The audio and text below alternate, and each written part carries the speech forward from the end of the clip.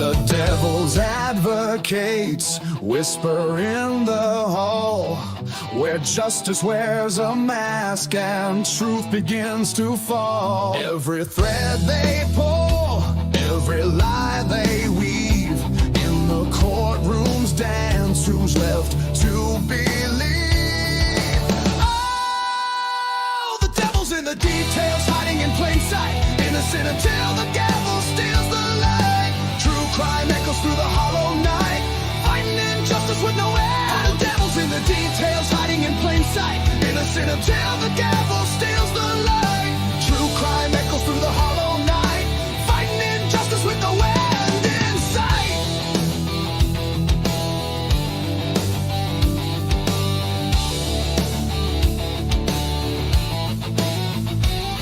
A photograph fades where the truth once stood.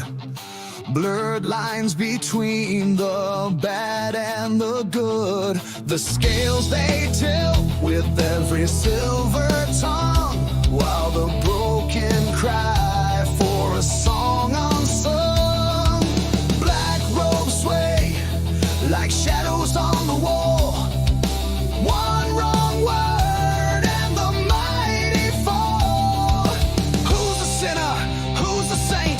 The jury's out, but the verdict's faint. Oh, the devil's in the details, hiding in plain sight, innocent until the gavel steals the light. True crime echoes through the hollow night, fighting injustice with no end. The devil's in the details, hiding in plain sight, innocent until the gavel steals the light. True crime echoes through the hollow night, fighting injustice with no end in sight.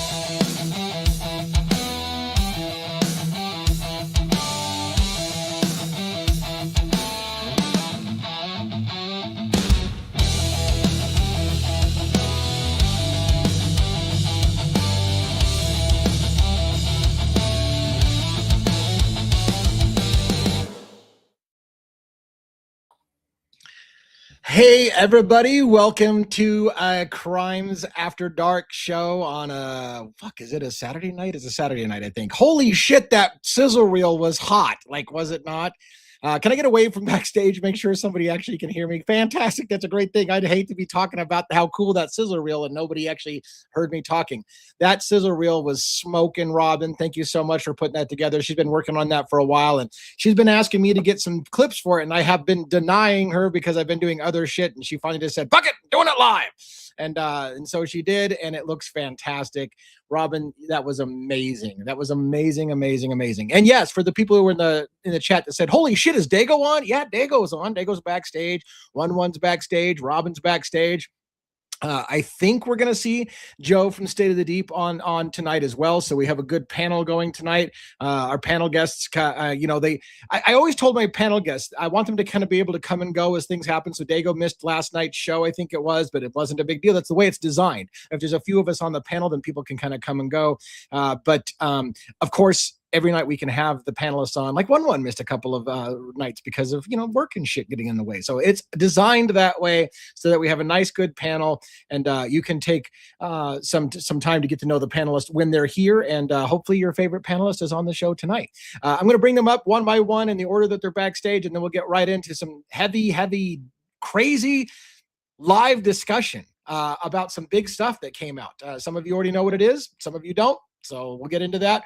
One, you're first tonight backstage. So how are you doing? Good evening, everyone. Hi, Lee. Big night. Yeah. Big night. Big stuff. Great to be here. Got my.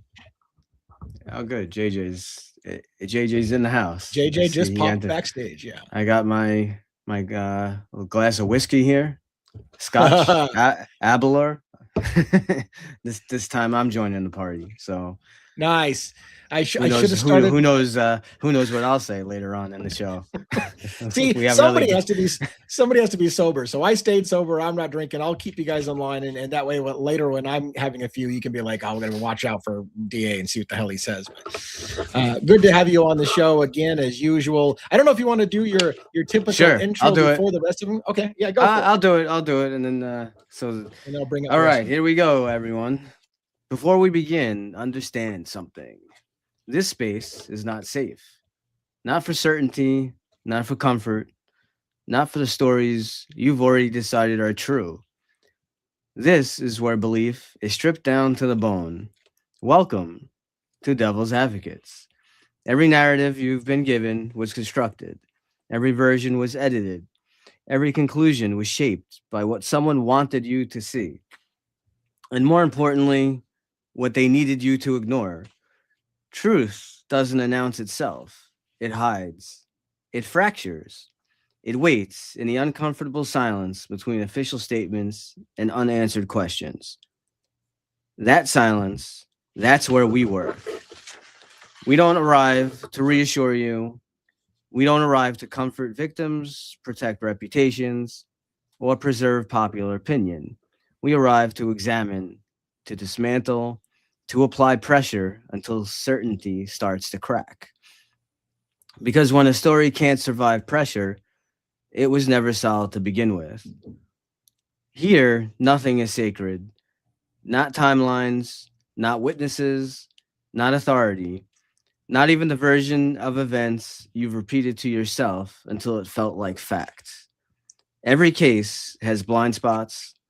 Every investigation has decisions that deserve scrutiny. And every settled conclusion carries unanswered questions buried just deep enough to avoid attention. We don't chase villains. We don't worship heroes. We don't pick sides.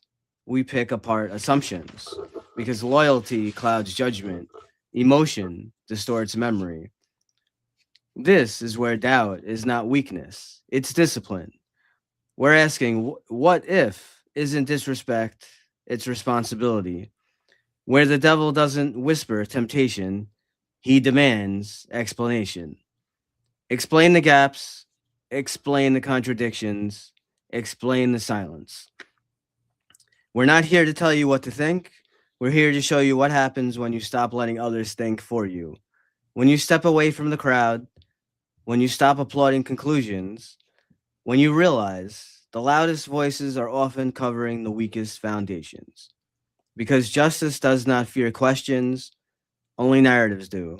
So turn the lights down, lock the door, and understand this clearly. If you're looking for certainty, if you need reassurance, if you want a story with clean edges and easy answers, you should leave now. But if you're willing to sit in discomfort, to hear the argument no one wants made, to comfort the possibility that the truth is far messier than you were told, then stay. Because tonight, we don't defend the devil, we give him the floor. This is Devil's Advocates. And with that, live from New York, it's Saturday night. Your head gets cut off a little bit when you're down there leaning Yeah. off. But thank you for and you couldn't see, but people you've got a lot of base of people who want to talk to you. People are asking if you have an email address or they can ask you some questions. Thank you for leading us into an intro that kind of shapes what the show is about. By the way, if I don't know that 1-1 has an email address that he shares publicly, but if you want to send it to contact at devilsadvocates.info. We'll get it to him. In addition, I think we can probably add on additional mailboxes specifically for him if we want to have private emails or something like that, or 1-1 if you want to share a private email address or something like that, you could do that. But it looks like some people wanted to ask you some questions, and I don't know if they want to keep it just between you and them or not. So we'll figure out a way to do it. Again, you could email contact at devilsadvocates.info and it'll go to our team. And you can just say, hey, this is for 1-1, and then we'll make sure that he sees it for sure. In addition, by the way, I'm going to bring on Dago next. Dago's crowd, his home team is in our chat. I see them in there. So we've got a mixed feed tonight. We got his feed, we got our feed, and they're all together. I feel like these are two families that came together. Only unlike a lot of families at Christmas, we're not going to fight. This is a family that gets along. We don't bicker and get pissy and say, "Oh my God, I wish my family would go away." This is a family that has some love and respect for each other. So Dago, thank you for bringing your group with us tonight and joining us. Hey, forget about it. Absolutely. Absolutely. It is what it is. It's a one big family now, guys. Like I said, like he said, that's the way I feel, and I love it. I love it. I love it. So thank you Yeah, guys all for joining us tonight. I think what we do together has been a great symbiosis, and we'll continue to do it. And combining our, on the one hand, if you have all one feed, then but we want to both kind of share both of our communities. Our communities are probably, man, I think our communities just hang out so much together. It doesn't even matter what side they're on. But it's cool having both of our communities going at the same time. Gives both of our channels some love. So make sure if you're on his side, you come over and subscribe to my side, and if you're on my side, make sure you go over there and subscribe to his side. Make sure you got us both hooked up and you both have the notification bells and the likes and all that stuff hooked up, so that regardless of whichever one, because you never know, I might pop on Dago's show. I was in the chat on Dago's chat today and watched him for a bit, but I didn't jump on the camera or anything like that. But I have a feeling Dago and I are going to kind of symbiotically jump on each other's shows from time to time, and that may be a thing. So. Yeah, all right. I will for sure. Absolutely. That's the thing. And we'll see how this works tonight about doing the dual thing. If not, we'll go back to the way it was. It looks good. It looks good. Everything looks fine. So let's bring Robin up. Robin, the queen of the sizzle reel now, I have to say. Make sure you're unmuted before you talk, because it looks like you're muted on the microphone there. There we go. Hello. What a great sizzle reel you put together. That's amazing. Well, thank you. I had help from 1-1 and the amazing Amanda B. A lot of the graphics were her, and 1-1 helped pick out some clips and got them to me. And so it was quite the awesome collaboration with us, the three of us. So see, I don't even know who's working for me. You guys are all into Dushin. I don't even know who's working for me. Shit. So thank you, 1-1 and Amanda B, and anybody who helped out with that sizzle reel. I know from a project lead kind of thing, Robin took the bull by the horns and put that together. But thank you all for everyone that supported. And Amanda does a lot of graphics for us and a lot of cool work. So all of it came together and looks smoking tight. It looks like, and of course the song was Cat Farms. So right. Great so Lee, Lee, you have to. You got to know where we work 30 hours a day for you every day. I know. Yeah. I know. It's crazy. I don't know. He's turning everybody into vampires. I have the same problem over here. I work however many hours I work, they work right alongside me. So yes, and then some. They're always doing stuff that I don't know about too. So all right, let's bring up Joe or JJ from State of the Deep and say hi there. What's going on, Joe? JJ, what's up? What's up, everybody? What's up, Dan? Hey. Good to see you guys. I'm having some lighting issues. See how I'm all red? I was gonna say you're to like Spider-Man or something. I have to. I'm gonna bear with me. He's becoming a devil. Fix That's that. what it is. There you go. Now, yeah. There you go. Color temp for the win. You got a good tan. It's better. Good. Yeah, that's better. That's better. Right on. How you guys doing? Great. Feeling frisky in the house tonight. This is JJ. This is the show. This is tonight's show is for you, man. This is all. You're the star tonight. I gotta tell you. I don't know if that's good or bad. What happened there? How was he the star? What happened? But yeah, we're going to talk about some stuff that's right in your wheelhouse, the stuff that you've been saying for a while. We're going to talk about that as well. And so we got some big stuff going on. I want to make sure everyone's clear when I talk about the big news. I mean, we teased it a little bit with the thumbnail and we talked about it, but we do have some big news, and I want to make sure nobody thinks I'm trying to steal somebody else's credit. I found out about this major topic tonight from Lana from Truth and Transparency. Actually, I found out from 1-1 who said Lana had this video you have to watch. So 1-1's really who got it, but Lana put it out there, and then I saw the screenshots, and I'm like, okay. It's like that line, okay, you have my curiosity now that I've seen the screenshots. So then I had to go look some more, and I was like, and I think at some point I pissed myself a little bit. I was like, holy shit, are you kidding me? Like this is really out there online. So we'll talk with what we've put together with it, especially is what my thought is. Yes. Yeah. And by the way, holy shit, Dago, I have to say, maybe I should have done this off camera, but you and I and actually Joe were in a phone call talking about tonight and what we're going to do, and how we're going to riff on what we found. And I thought, and then right after we got off the phone, I saw Dago goes live, and I'm like, fuck, he's going to talk about all the shit that I want to talk about tonight. Holy shit, you didn't. Like, I would never do that. Lee. I would never That's do super cool. I didn't even ask you not to say nothing about it, but you were like, we're gonna hold that shit for the later discussion. And I was like, wow, like, that. No, I dude, would you were never just do that to all you. class. I have too much respect for you, for the channel, and I have integrity, my friend. And I have just too much respect. I wouldn't do that. Yeah, I just, like I said, I never said don't talk about it. So I just was like, I was like, oh wow, like he really is holding off on this discussion until we get together. And I was like, like nothing but respect, man. That's class act. Like I mean, like, you could have talked about it, but I was like, okay, well, I got to find out what he says so I know what already has been covered. And Nope, and that was for so here and here alone. That's it. that's amazing, amazing. I will By the say way, one thing though. I seem yeah. to have been exposed. I was exposed, you guys. Amanda B has exposed my alter ego, you guys. I don't even know what to say. I thought this was a well-kept secret, but there it is. Like there, Yeah. I mean, you're looking good. You're looking good. You're looking my good. Night job, guys. I'm a crime fighter at night. I become a superhero and all that fun. Right. Stuff, you know. I mean, we kind of developed that theme here. Like we had all these superheroes, and Joe was like, "How come I look like a Asian nerd, computer nerd in this picture that she put together?" And I'm like, "It's AI, man. It did its thing. That's what. You gotta love it. You gotta love it. You gotta love it. And she does great work too. Amanda's awesome. I love it. Yeah, and to be fair, I think it might be fun for Amanda to every once in a while change up the avatars to something, so we all get a chuckle out of from time to time. And here's the best thing: as long as everybody keeps a sense of humor and doesn't feel too bent out of shape that they weren't portrayed in the best way, then sometimes it can be funny and we can enjoy it and we can all laugh at ourselves. And sometimes I'm getting used to looking 85 years old. It's okay. By the way, thank you for all of the new members that are coming in and the gifts that are being thrown out there, and lots of love in the channel. I don't know how these things work, but thank you guys for so much for doing what you do. And remember, Kurt Cobain did not unalive himself. Nice. Kurt Cobain. Yeah. Oh, yes. Right. Agreed. Did you cover that case? Yeah, I did. That just not too long ago, actually. I absolutely believe full-heartedly that Kurt Cobain was murdered. Period. What about Soundgarden? What do you mean? What do you mean? Cornell. Chris Cornell. Love.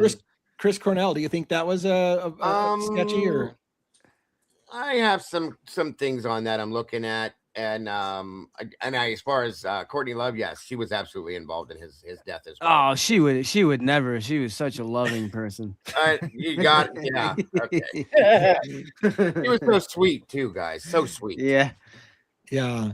Well, that was an unexpected direction that this conversation took. A little blast with some music and there's back to the 90s. Back to the 90s. Long rumored suicide that were not suicide and stuff like that. So those stories did have some meat to them from back in the day, and probably still do have meat to them. Yeah, guys, go check it out. I think it was a month or so ago. I covered it on the side. So if you want to see it, go check it out on the channel. It's there. In addition, before I'm kind of saving the big thing to talk about for a little bit, there was a New York Times article that came out. I think it came out today. It was behind a paywall, so several people saw it. For some reason, because I used to pay for the New York Times and then I guess let it expire, and I can't remember my login, it won't let me read the article. But I've seen enough people talking about it now. I got the gist of the article. But the article was from Melissa Koberger. Mm-hmm.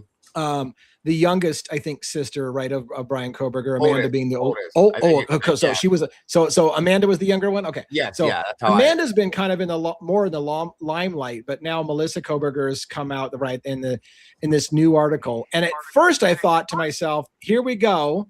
It's going to be your typical hit piece. Family now speaks out. They've always felt he was guilty, kind of thing." That's not really what it was. I think you did some great coverage of it today, Dago, and really pointing out some about how the family is supportive of Koberger. And again, the media has attempted to try to mislead the public. It's the same fucking shit they did with freaking James Holmes back in 2012 by saying that his mother also said that, hey, you got the right guy, he's the shooter. Same thing they did to Luigi Mangione. Oh, his mother said that. That's exactly the kind of thing I can see my son doing. They were lies in both those cases, and they loved it. And they love playing the trump card of, look, even his family thinks he's guilty. How can you not possibly think he's guilty when his own family thinks he's guilty? And it's horseshit. They lie to the public to mislead you into thinking the family thinks that their family members are guilty. And I don't believe that's at all what the story was. I think when you dive into the details, like as you pointed out on the show today, the family is supportive, and if anything, their silence doesn't mean that they think he's guilty. It's that they're as you pointed out, the family is probably being silent out of respect for the victims, because again, how bad taste would it look for them to be complaining and whining about their son's unfortunate predicament while families are suffering about their murdered, family members? And it would just be bad form, right? It would just be bad form to be like, well, we lost a son too. And most people in America be like, we give zero shits, your son's a murderer. So they have to kind of, out of respect, just let people do their thing, because nobody wants to hear it from them. So they grieve silently, unfortunately. Agreed. Yeah. And it's a sad thing. It really is. Yeah. So the big news, if you guys want to get right into it, whenever you're ready, Bob. You need like a bomb. You need a bomb dropping sound. the big news, and I don't know how to do this, guys. Look, so I've got the document on screen that I can show, and I've highlighted sections of it. And part of me wants to, before we free form and talk all over it and go left and right on the document before people see it, I want people to see certain sections. So if you guys wouldn't mind, I'm thinking about reading some sections of this on the screen for people. Yeah, definitely. So this document is from an official university, or not, Idaho State government website. Lana, again, showed it. And at first I thought to myself, this is what I always tell 1-1 and my crew is like, well, that's great that Lana's showing this document that she's projected on an overhead projector using her projector slide, but I need to have a copy of that document, or I'm hesitant. Like, I can't even tell if that's real or not. Right. So I did is I took kudos to you. You got the updated one. She actually showed the 2017 one. So so I went out and I took a paragraph of it and I searched the internet for that paragraph, and I found it's posted online at an official page, and bada bing, we have the whole thing. And so I'm going to show you and tell you what the deal is about. Let me remove this from screen. Let me put share screen. Go here. Blah, blah, blah. Add to stage. All right. What we're going to be talking about is an agreement between Moscow Police Department, Idaho State, City of Moscow, and the University of Idaho for policing on campus, and what police officers do in relation to the university, the sorority, Greek life, all that kind of stuff, which has some really, really, really interesting implications when we start getting into those questions about why were officers involved with sorority members? Were they having an affair with sorority members? Why was Tisdale and Rosie going around the neighborhood, or Rosenthal? Why were those guys there? What was going on? This document that has been out there for a long time might explain, and that's what I want to do as a panel tonight, discuss, does this shed light onto the activities, maybe even potential motives, maybe even potential what the fuck happened and why are they covering it up? All of it. All of it may be explained by this document right here. So this is an updated version of this contract agreement from December 17th, 2022. I'm going to scroll down to my first highlighted section. You can kind of see it if you want to go find it online. I'll try to provide a link for you, but it's not super hard to find once you know what to look for. And what I'm going to get to is, and it's got budget figures and all kinds of stuff, but the key stuff that I'm going to start with is right here. This is on page 18 of 67 of this document.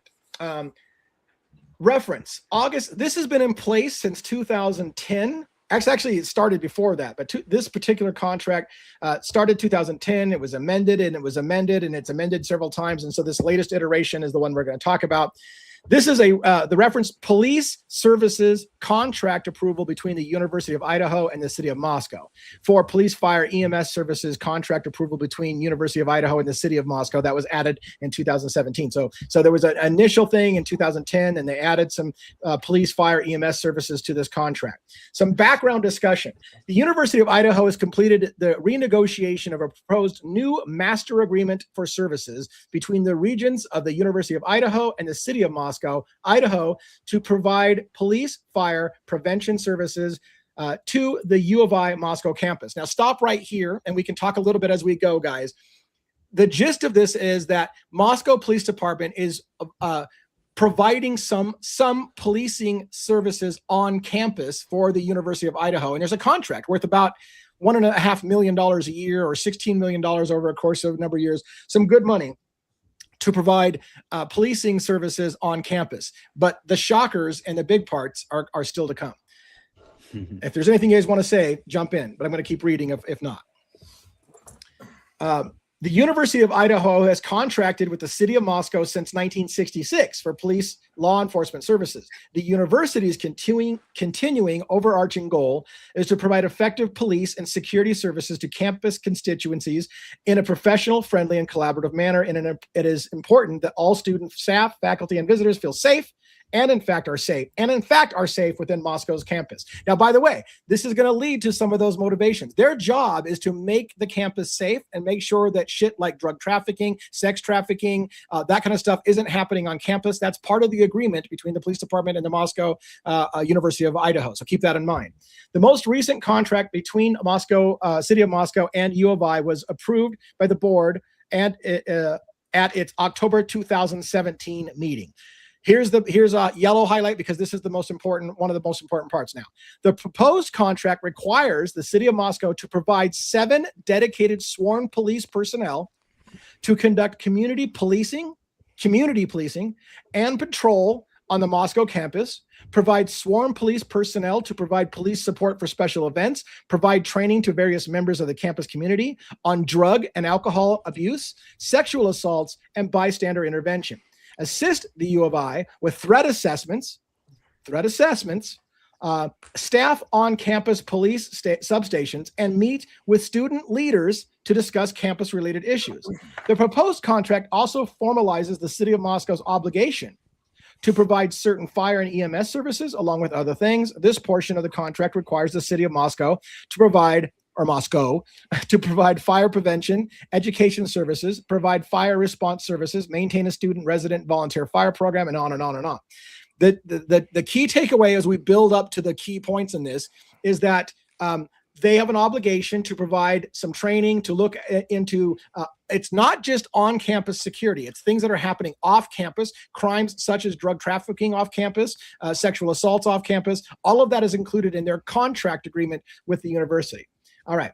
The initial term of this agreement was from October 1, 2020 through September 30th, 2025. So the murders happened in the realm of this contract right here. Within a 5-year optional renewal and additional year-to-year renewals terminated by either party, the contract annual services are about $1.5 million every year. The total value of the contract for the 5-year initial term plus the 5-year renewal, but not including subsequent year-to-year renewals, special event costs, or ladder truck purchases is about $16 million for the period of October 1, 2020 through 2030. So $16 million over the course of that time. So again, big money. Cities have big money, but follow the money is what I always say. There's a lot of money involved in this. All right, I am building to the big key points. There's not a whole lot of reading left, so we can get right into a panel discussion on this. But I wanted to show at least the parts that I found super interesting. The University of Idaho has a long-standing and successful relationship with the city of Moscow to provide needed services involving public safety. The relationship began in 2010 and was expanded in 2017. The master agreement for services is made and entered into by the regions. We've kind of read that paragraph before, so we're going to skip down to this. The community policing patrol. City will provide 7 dedicated police officers. We talked about that. And here is where we start to get into. So here's what's interesting too. I highlighted this. Yes. They have patrols every Wednesday through Saturday from 5 p.m. to 3 o'clock in the morning that are dedicated to the Moscow police providing security for the campus during that time. Oh shit. So Yeah. why is that could be potentially interesting. Patrol Yeah. 2 is Saturdays. This is when the murder happened. Didn't that murder happen Saturday evening, right? Or Well, Saturday Sunday morning. Well, yeah, Sunday morning, Saturday evening. Sunday Saturday morning. morning, But if you would look at Yeah. Sunday morning at 3 a.m., you'd only have one patrol on. Mhm. Yeah, one Based patrol, on those right. hours. So this is telling you, and here's what's interesting, folks. Here's what's interesting for those who are lovers of the whole public records thing. They're telling us the patrol numbers that serve each period of time. So you can go after and say, hey, by the way, can you tell me about patrol number 2 dedicated to this university contract during this time, and what were they doing at that time? So that's going to be some interesting stuff that can come out of this. Now, listen to these big things. The community policing and patrol services shall include, but are not limited to a bunch of stuff, including at least 3 special emphasis patrols. Those are the ones we listed up above. Enforcement of limited access streets, university-owned streets, and open to the public streets. So they are not only policing for the University of Idaho, the campus, but also off-campus residencies, like at 1122 King Road Residence, which is an off-campus Greek area, kind of off Greek Row, but still part of that whole purview of their service contract. Mhm. Tactical team support. The city will maintain a tactical team that is appropriately trained in crisis and emergency response that is related to the needs of the university. Crisis and emergency response planning will be coordinated between the university and the city. And then here is the big one. Section 1.2.4. Campus Division Police Special Services will provide Moscow Police Department the following: fraternity, sorority, and resident life, resident training and alcohol abuse, sexual assault, bystander intervention. C, fraternities and sororities will be assigned a specific Moscow Police Department representative to assist with issues during the academic year. My favorite phrase. Listen. Bada bing. Each sorority and fraternity was assigned a police officer. Do you hear this? Insane. We'll get to the panel discussion, but Oh my holy God. shit. All right. MPD will attend meetings with chapter Greek advisors to mediate problems. MPD will attend and provide information to the Dean of Students office and conduct meetings. MPD will provide immediate notifications to designated university representatives of major incidents that occur on campus or major incidents involving university students. MPD was required to go straight to the University of Idaho and tell them about the murders at 1122 King Road Residence based on their contractual agreement. Isn't that interesting?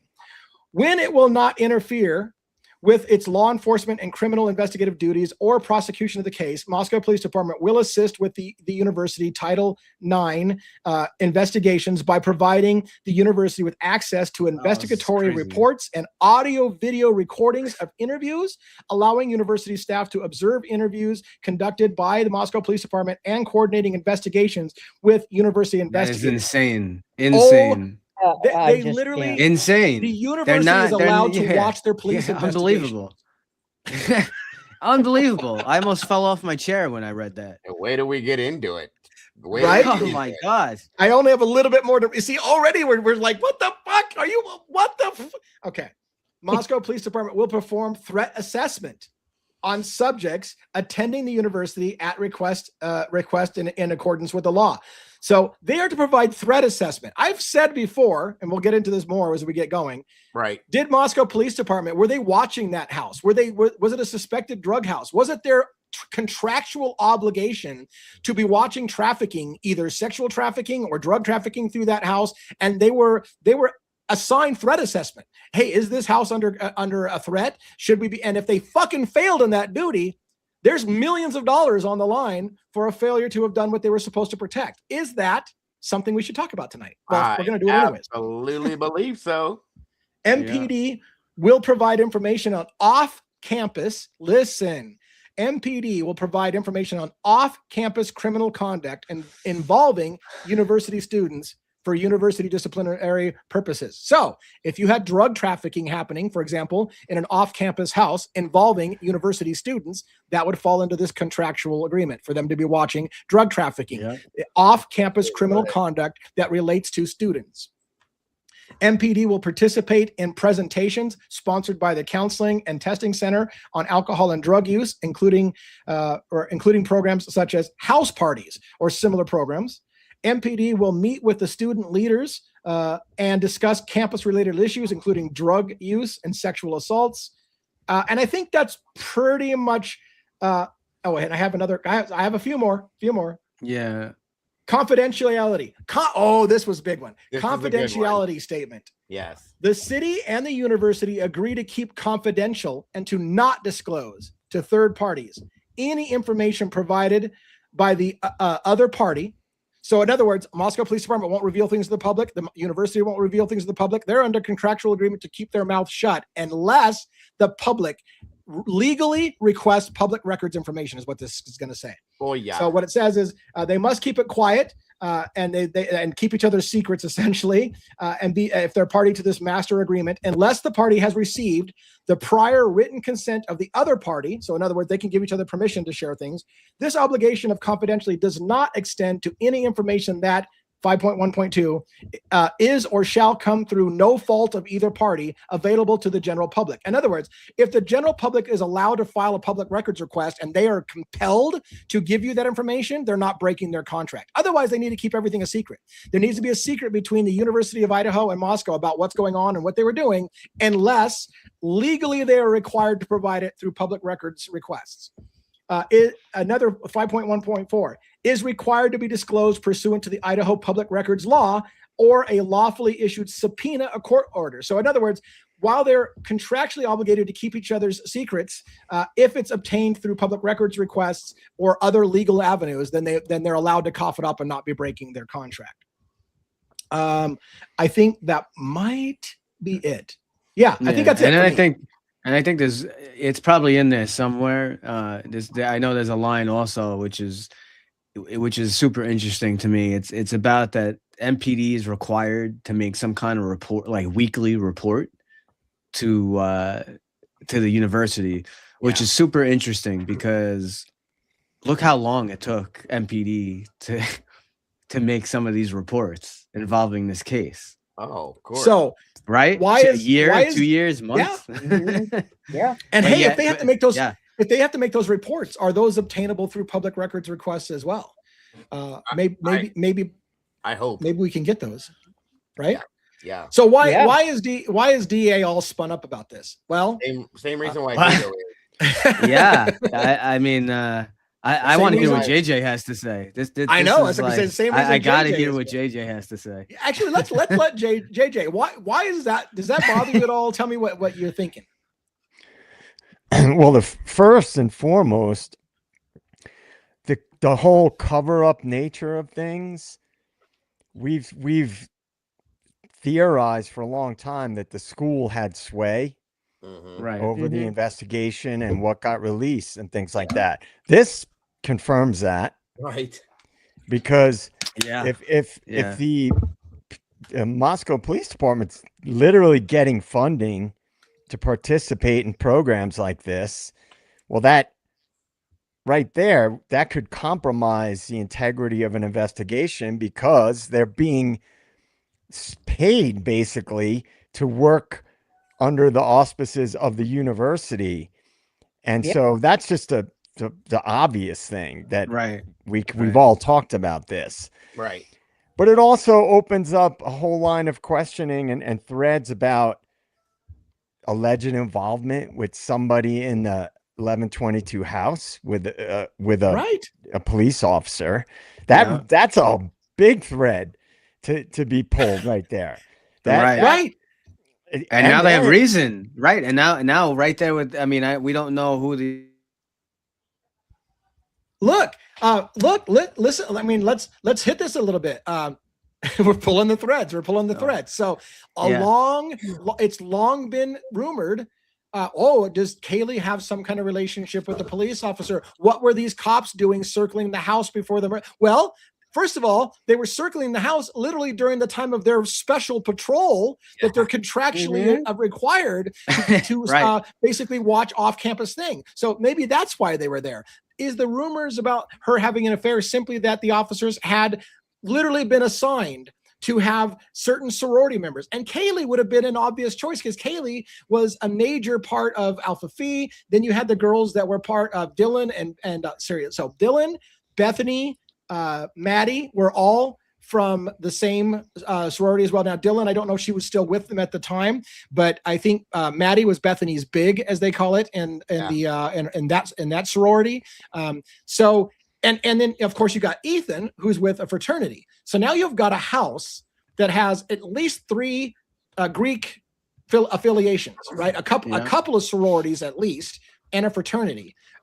One of you even argued, like, how do we know that the cops didn't stop by for one-stop shopping? I mean, they literally have contacts in 3 different Greek life houses right there in that off-campus house that are in potential, at least with Kaylee's, I think, in more of a leadership position. I think she had left her, also quit her sorority just before this happened. But it leads to a lot of fucking questions now.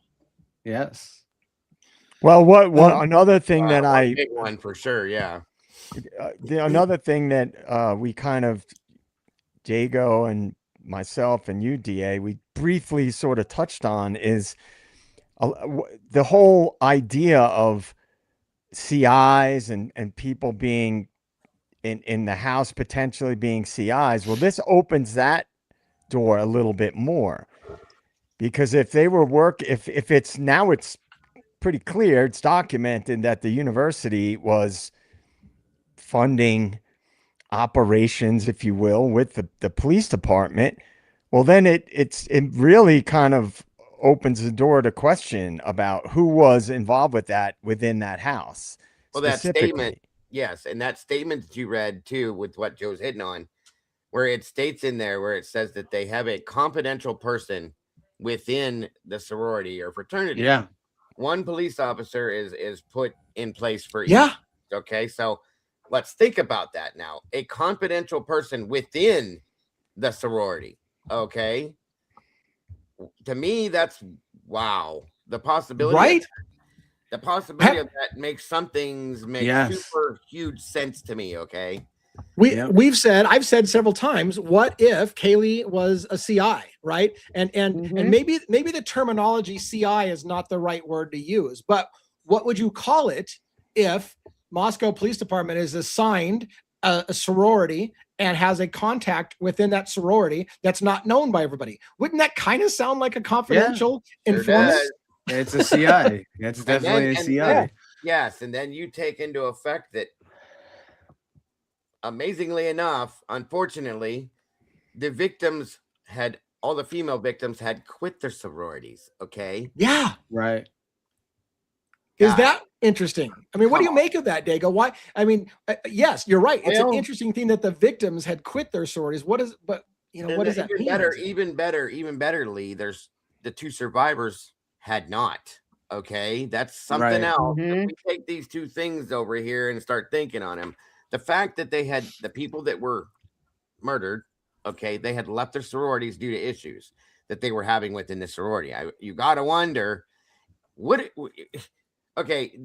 there's been multiple things I've heard about this, that they were having issues with other girls in the sorority, that they were having issues financially with things. Maybe it's a combination, but say, for instance, Kaylee was an informant within her sorority, okay, and she's tattletaling on people doing things within the sorority, things that are going on within a sorority that shouldn't be.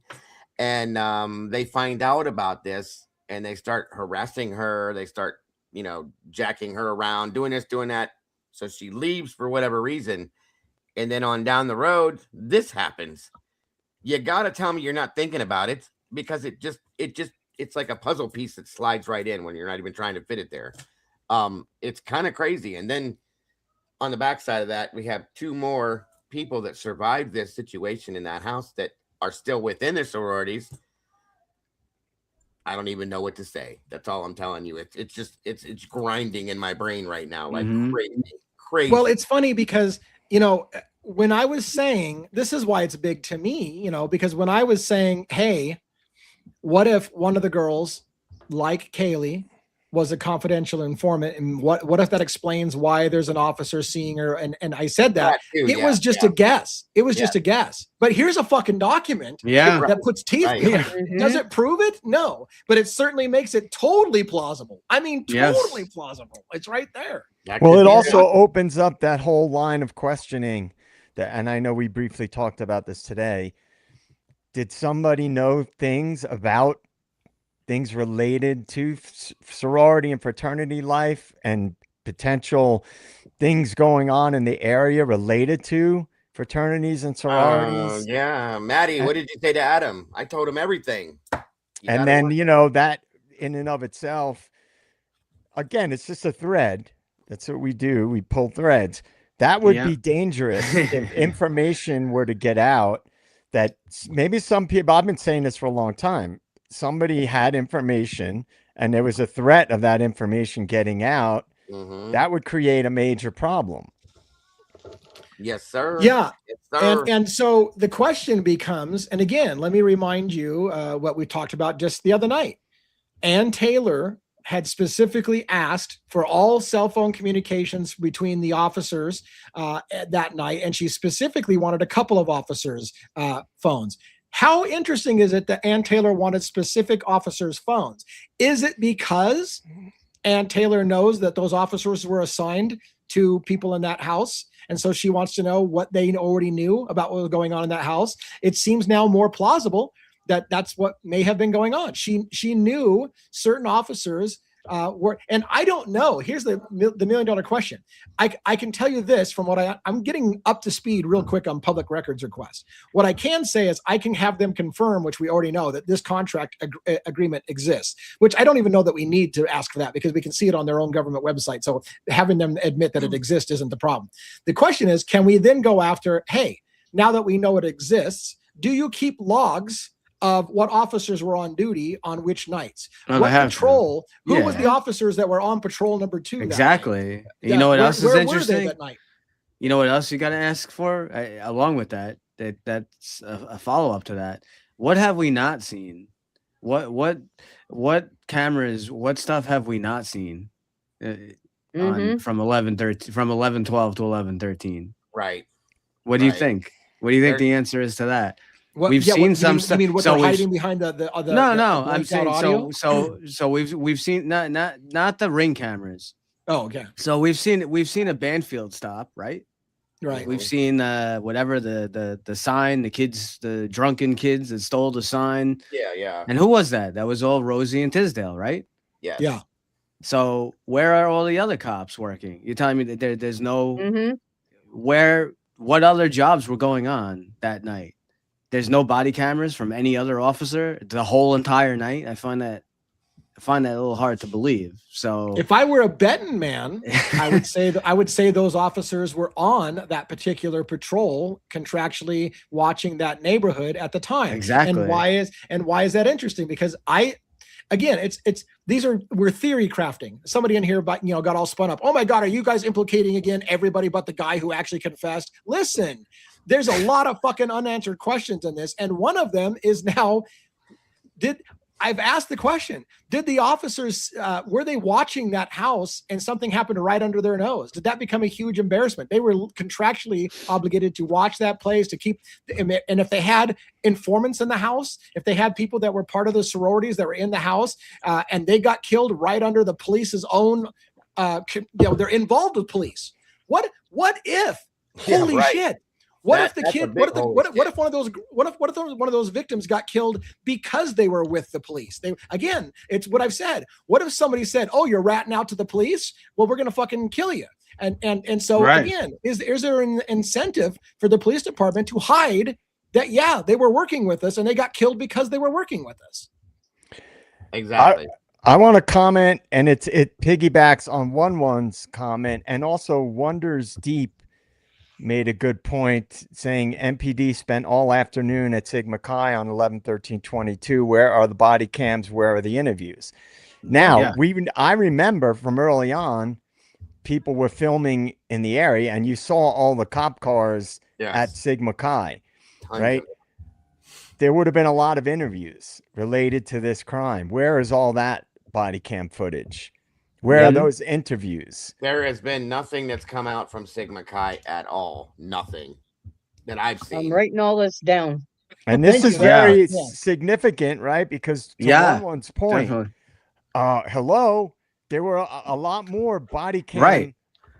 cam cameras going on, obviously, in the area, and course. Yeah. we've selectively been removed from what we've been able to see. And why Well, is Joe, that?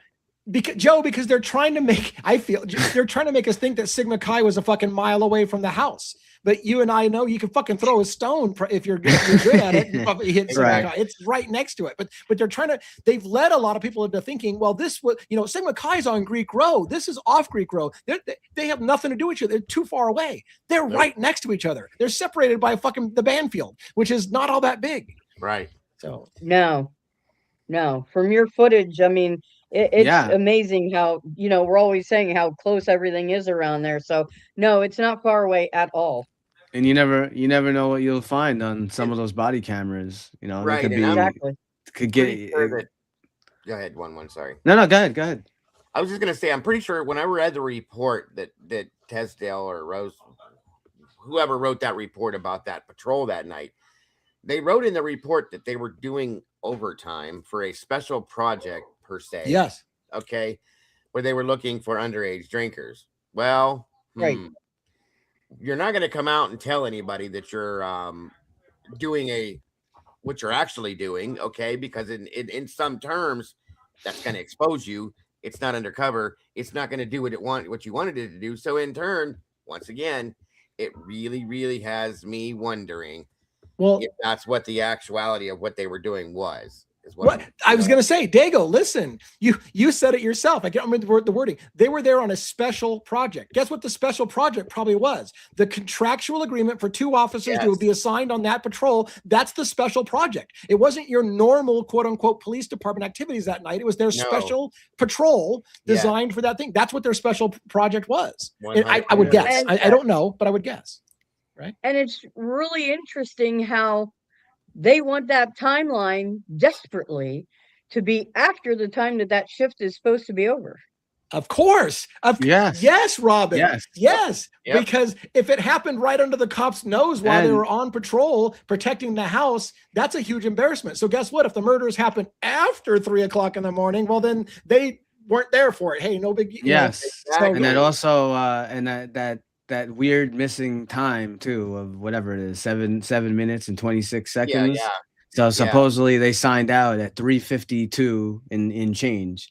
And if you add the 7 minutes and 26 seconds would take them right to 4 o'clock. It's very odd. How convenient. Great point, Robin. And again, there was something that was given to us on my channel side of things. I'm not gonna, I can't say who or what it was, but it was just stated to us that they believe that these girls were being watched. Well, that really plays right into that now. Okay, that was told to us a while back that they believe these girls were being watched and everything they did. Well, that's quite interesting now to hear this and know this. So you got to say, guys, it's. I don't believe in coincidences. I'll be damned. That's all I'm saying. I'm going to put up a poll in a second, but I just lost complete control of my computer. I'm going to put an interesting. Right. If I can freaking control of myself here, hold on.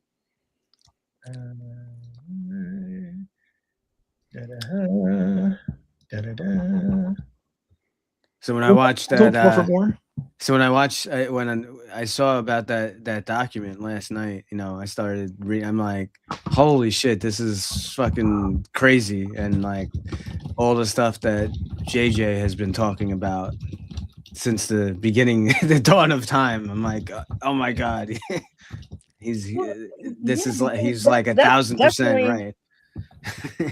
A good reason for cover up because they don't want to lose that funding. Right. From the university. I mean, university would be like ripping them a new one. Like, why is this happening? So when well, and to Robin's point and 1-1's point, I know I've said this before, and people have heard me bring this up as delicate as I possibly can. But if there were SAs involved in this case, this would make sense why the police would cover it up, because if that's one of the last things, and I've always said this, the university would want to get out. And Right. now that we know pretty much almost conclusively that the school did in fact have the sway that I've always suspected they had over this investigation, in my opinion, it gives a little more credence to the idea there could have been sexually related crimes involved in this, and that it was under the sort of determination of the school that that would not be revealed to the public. And don't forget to go along too, guys, that it's been revealed that Homeland Security had a special relationship with the university as well, folks. They were working with them alongside whatever, I can't think of what it's called right now, but that Lucy brought that to my attention a long time back, that they had this whole contract thing, I guess you could call it, with them, that they were working together well. Now that's Homeland Security. What does Homeland Security cover, folks? National security. Or trafficking drugs across the border, sex trafficking across the border. Yes, they cover just drug trafficking. They cover human trafficking. They cover things like that. So why would they be involved in a university like this? Boom. You know what I mean? And that's why they can't reveal it, because anything that's under the blanket of national security, they can literally lie to the public. Yep. I'm going to put out a poll, a straw poll real quick on YouTube. I don't know if it gets shown to both our audiences, Dago, so I don't know if it's going to include your side or not, but I'm going to put out a poll here. And I want to make sure I reiterate the question so you understand the question you're asking.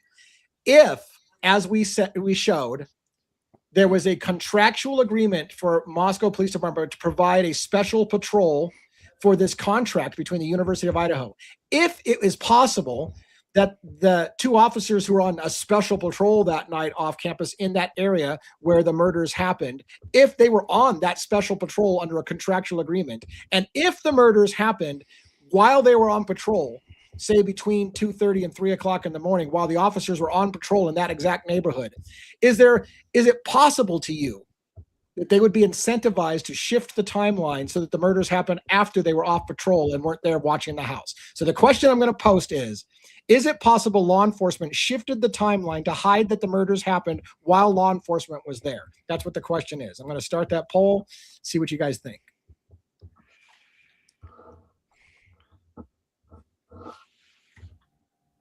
$11 votes, 100%. 20 votes. 30. 45. 45, 96%. 54 votes, 97%. 61, 97%. 75 votes, 97. 82 votes, 98%. So, yeah, I mean, Gen 7 just threw it out there. Sorry, Lee. I was just going to say, Gen 7 threw it out there. The Homeland Security Academic Partnership Council, HSAPC, was set up in 2022. Quite interesting. Just saying. Thank you. All right, I'm going to do another poll. You guys ready for another poll? I'm curious where the audience stands on all of our riffing, and this is a great way to do it. Absolutely. How about this? Do you think one of the girls was a confidential informant under this program for MPD? So again, before I post this question, let me make sure you understand. Moscow Police Department had a contractual agreement to embed 7 officers into the Greek life system with a person, at least, in every one of those fraternities and sororities to keep an eye on things in those. Is it possible one of the victims in that house, in your gut feeling, is it possible one of the girls in the house was one of those confidential informants working with Moscow Police Department as basically an informant on what was going on in Greek life? So that's the question. Do you think one of the girls was a CI informant under this program for MPD? Now here we're a little bit more split, maybe. And I would give a follow-up for the comments, DA. Who do you think it was? Yeah, I would like to see that. Yeah. And I can do a multiple choice. I can do the names of the victims on that. You're gonna have to show me how to do that because I can't figure out how to change up the poll thing at all. Let me see if I can pull that off. So right now we're running about 100 votes, and it's about a 70-30 split on whether or not they think, whether people think it's realistic to think that one of the girls in the house could have been a confidential informant for the Moscow Police Department. Right. So we'll end that poll. So you guys riff for a second. Let's see if I can set up this other poll here real quick. What that would mean was like Lee said, you guys, is there were 7 officers per se that were spread out throughout campus for the sororities, fraternities, so on and so forth. Each officer had control of a sorority, fraternity, whatever it was. In turn, each officer got maybe 1 or 2, we don't know, one, maybe I'll just say at least one person be working confidentially for them within that sorority. Okay. In turn, an informant working within the sororities. Each officer had control of that situation. So that's where this comes from, guys, to think about. If you guys weren't picking up on what we were saying, that is why it's being talked. Like, was Kaylee possibly somebody that was one of those informants or in one of the fraternity, her sorority? And then she quits conveniently. Maddie, she quits. And Xana, she quits. So, those are the things that like we're kind of really like wow about right now. In my opinion, of course. Yeah. Sorry, I would cover you for the dead spot and the silence, but I'm typing all these answers in here. No, you're fine. You're fine. You're fine. I just wanted to make sure that was understood as to like what's being talked about here, what we're saying. Does Funk have an E on the end? I keep forgetting if Bethany Funk has an E on the end. F-U-N-K-E, right. Yeah. I used to, in the beginning, I called her Funky. Unfortunately, it looks like my poll is only going to allow me to put 4 names up. So what 4 do you want to go? Dylan, Bethany, Kaylee, Maddie? Do you want to add Xana instead of one of the survivors? What 4 do we want? Yeah, I would throw her in there. Instead of Dylan or Bethany? Probably instead of Dylan, yeah. Well, an interesting thing is that whose parents or mother is involved with Othram Labs? Chapin's. Nobody talks about Ethan as being a potential CI. There you go. But his mom is the only one that's confirmed to be involved in some way, shape, or form with an offshoot of law enforcement right now. All right. Please forgive me if I spell anybody's name wrong. I'm going to go with just the victim since there's 4 victims and there's 4 options I can do. If one of the victims at 1122 King Road was working with MPD, which one do you think it was?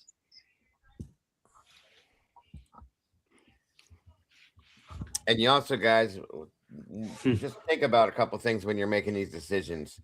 We all know Kaylee was very interested in crime, sleuthing. True crime. Mhm. Yeah. That's one big thing to remember. She was also working on different things that we had been told that she was looking around her neighborhood. Right. Like of some of the looking for- suicides, right? So Objection, Dago, leading the witness. I'm just giving some tips out here, guys, that trying to expose what I always RSOs in the area. Things like that are kind of interesting. You know what I mean? When you think about this stuff. So about 100, I'm stopping the vote around 100. So around 100 people, 70% say that if one of the victims was working with NPD as kind of this contractual inside and confidential informant, 73% are saying Kaylee is the one that they would guess would be that person. Let me ask another question since we're having so fun with the polls. SRB's loving this one. SRB loves them polls. Oh yeah. While you're typing that, TA, I mean, I'm just running scenarios through my head. I would be inclined to think would most likely be Kaylee, but that's my opinion too. But who has after the fact basically been fed a narrative, right, and wasn't questioned at all about the inconsistencies of that narrative? We all know who that is, and whose boyfriend was allegedly involved with drugs. Mm-hmm. Yeah. And so if somebody was busted for something and their girlfriend was implicated in that, they would make a pretty good CI, in my opinion, as well. So it's just something to consider. That's a good point. That's a good point. Leading the witness as well. Yeah, but there was a statement in chat that I saw that is kind of important. I remember this being stated, where Steve made a statement during one of his interview, and take it how you will, but because he does say things sometimes that didn't make sense, but that was one of them. But now it could. How Kaylee didn't need to be a federal witness, if you guys remember that statement. That's Yep. interesting. Yeah. That's very interesting if you think about this situation. Okay. All right. Yeah, I'm I gonna think throw we it up- were. Yeah, Yeah. we were talking about that last night, right? I think Fiji was asking about that. Well, I don't know if you got that video, Yeah. Lee. So I'm going to post another poll. This question is, again, along the idea that maybe somebody in the house could have been working with Moscow Police Department as one of those sorority, fraternity, confidential informants, whatever, for lack of a better way to say it. And here's what the options are. Do you think either survivor was a CI for MPD? And I'm going to put that poll up. Mm-hmm. It is poll night. Yes, it was Portraits of Words. I did it on purpose. I'm 50-50 on Dylan and Bethany. I'm 50-50. Your panel is smoking. I like that one. Hey, So far, about 7% thinks the panel's just smoking crack Yeah, anyway, smoking so that crack. we're completely losing it. And that's fair. Yippee. But I'll tell you, you need to put another poll up, and I want them to vote on that one too. What's the poll? Tell me that tonight's conversation is not a bomb conversation, folks. I'm just saying. That's a poll I want to see. Okay. I'm super stoked about this one. Let me word this here. Damn, Lee, you can type like a pro. I hear that. I wish.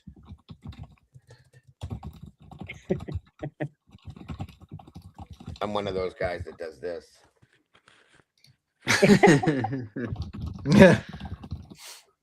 Yeah, I definitely want to find out what cops were assigned to who. Yeah. That And body put that on cameras. the list. I All right, did. here we go. Now we Yep, can body- request all the body. Now we can request all the body cameras. So Let's ask Yep. a question real quick. If let's say, for instance, Rosenthal was one of the guys, one of the officers. You're right. Okay. And at that point, this goes down, and then guess what? Days later, Rosenthal disappears. That's interesting to me too. I'm just saying. He gets transferred out, Mhm. whatever happened to him, but he's no longer at MPD. So, okay, succession is what it is, folks. Because if the person's not there, there can't be any allegations of anything at that point. That's all I'm saying. So there's a big split all the way across the board on this question. Did the discussion about the contract agreement change your mind about anything in this case? About 30% say yes, 30% say no, 30% say they're still thinking, and 6% think we're still on crack. Pass it around. Pass it around. Yeah, about 30. About a third of the people thought something that we said tonight might change their opinion. 30% said this doesn't change anything. 30% still on the fence about it. So that's like 60% that either think it did change their mind or they're thinking about it now. That's a pretty good percentage. And Yeah. 37% think we're smoking crack or they're not And on board. guys, this is all theoretical stuff, obviously, but it does open some doors up that we haven't been able to open for a while. So Crazy. we get another a donation, a white rabbit. Thank you for your $4.99. Yeah, thank you, White Rabbit. And let's see, where's that? Wow, right here, huh? Was there a question? Is it possible that Hunter J. Trap House activities got his peers killed? Okay, Hunter J. We're thinking Hunter Johnson. Is it possible Hunter Johnson's Trap House activities got his peers killed? Why did Steve Gonzalez say they didn't have to go up the stairs? You did FBI test Xana's, and why did FBI test Xana's panties? probably. Wow. Holy shit, there's a bunch of questions in that. All right, let's break this down. Woof. What do they mean? What do they mean by trap house activities? Is that like drug activities coming out of the house? okay. Yeah. Basically being a drug house, yeah. So do you guys think there's any possibility that Hunter Johnson was involved with drug house stuff and that's what got him these people killed? And I believe that question is related to the fact that Hunter Johnson was always at that house, always in that Yep. house, always doing Always something there. within that house, and he Yeah. was always there. So that's a great question to ask, in my opinion. Yeah. Why did Steve Gonzalez say they didn't have to go up the stairs? They didn't have to go up the stairs. What does that Right. mean? They didn't have to go up the Well- stairs, man. Why don't you guys explain it? Don't make me be the alpha. They didn't have to go up the stairs. What did that mean? Because he's saying that he thinks that the killer came in on the second floor To kill there, somebody on the second where floor. Xana and Ethan were.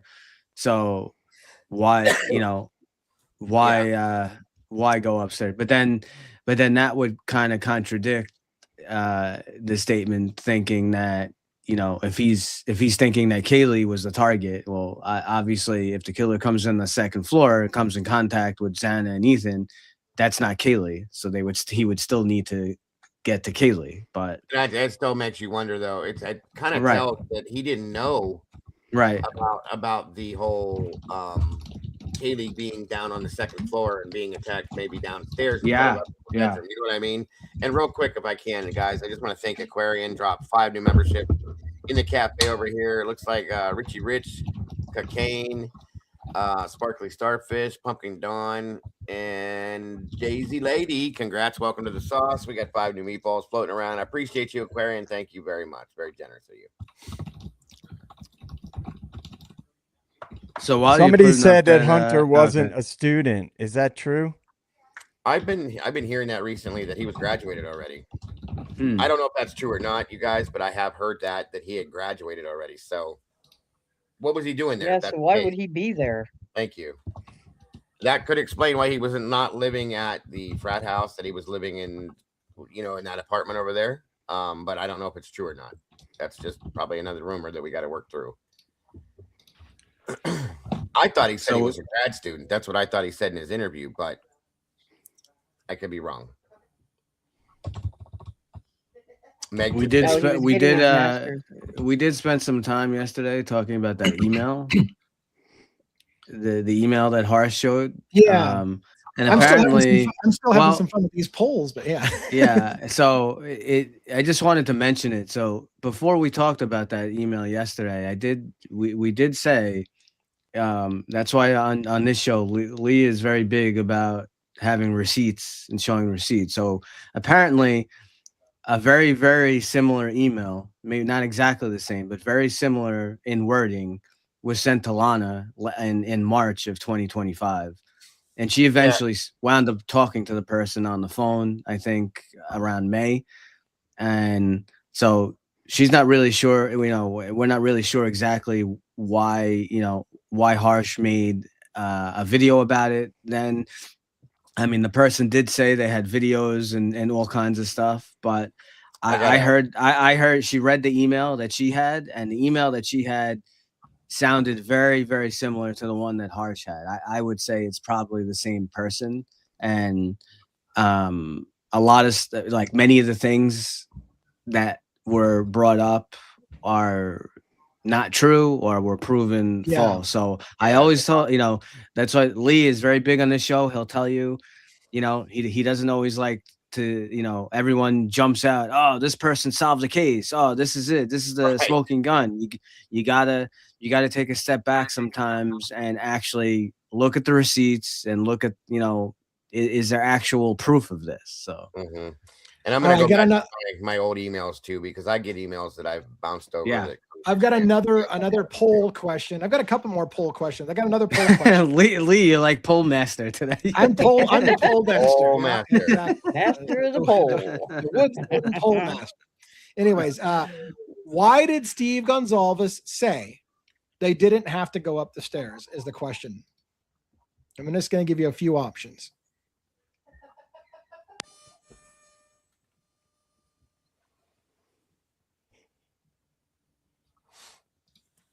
Yeah, there's a few emails that I've gotten that I have just kind of blew off in the past because I figured I've gotten quite a few emails like that from other people. Yeah. It turned out to be blah, you know what I mean? So I've right. avoided it's like so I got to go back and look if I got one too. Yeah, I've it's like been- the I've dot. been It's like tagged- the right. It's like the dot situation. Yeah, It's we've like, been tagged like, in things. Myself, Lana, Harsh, Yeah, and a few other creators have all been tagged in the same emails in the past. So I'm gonna have to go look. yeah. I'm People curious, trying to. Yeah. since we're doing polls for the first time so heavily, Dago, is your side seeing the polls, or is it only being shown on my side? Can you confirm with any of your people if they're seeing the polls and the results? Because I'd hate to think that they're all missing out on the poll results. I don't see them Oh shit! on my side of things. And But if I show comments, it doesn't show the poll either. I don't think so. That's the I hard think part. it's just That your sucks. side. No, they're not on my Yeah. side. Unfortunately, that's a weird thing. I don't understand why it doesn't do that. Sorry, guys. I don't Yeah. mean to leave out half the audience tonight or whatever the split is. That's not intentional. So it looks like why did Steve Gonzalez say they didn't have to go up the stairs? 39% say because the target was on the second floor. 10% said that he thought Kaylee was on the second floor. 31% say that it's some other reason that I haven't come up with, and 20% or 19% say they have no clue why he said that. So kind of still a mystery. That's a big mystery. Like other than the 30% people say it's something else. So maybe there's a consensus on what people think it is. If you think that there's a consensus, maybe you can type it in and I can take a poll how many people think that's what it was. But I've never had the answer to that question either. Well, Steve, in my opinion, and I've felt this all along, it was related to the fact that Xana's mother having issues with getting busted for drugs, and that she could have, I mean, everybody that I've ever seen in any chat room or message board has implied that Xana's mom could have been informing. And so I'm sure Steve G knew that as well. So I always kind of took that as that his response was because of that. He was implying that, well, they were really going after Xana, so they didn't have to go upstairs.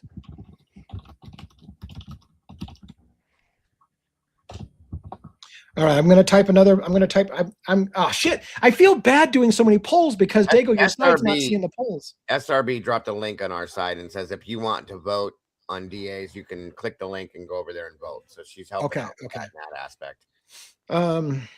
Thank you, SRB. Hold on. Yeah, there's got to be a better way for that dual streaming thing. It just doesn't work out the right way. Yeah, that stinks. I don't know. It's just he always speaks so cryptically, and so to me, whatever the reason is, in my mind, it can't be quite so right on the nose. I don't know what it is exactly he's referring to. It could be Xana, but I'm not sure. Good point. Good point. Thank you very much, White Rabbit. I mean, can I do it? I don't think I can do a poll on my side. I don't have full control. If we're dual streaming, it won't let me. I already thought about that. That's weird. Yeah. Oh wait, yes I can. Yes I can. Okay, what poll are you doing now? I'm going to do a poll about Steve Gonzalez's. Are you going to try to do it simultaneously on both sides, or are you just going to do a different? I'm going to do one on the same side. Over here is what you're typing right now. Okay, so my question is Steve Gonzalez's actions? So I typed it. Is Steve G's actions understandable as a man just wanting the truth or controlled narrative?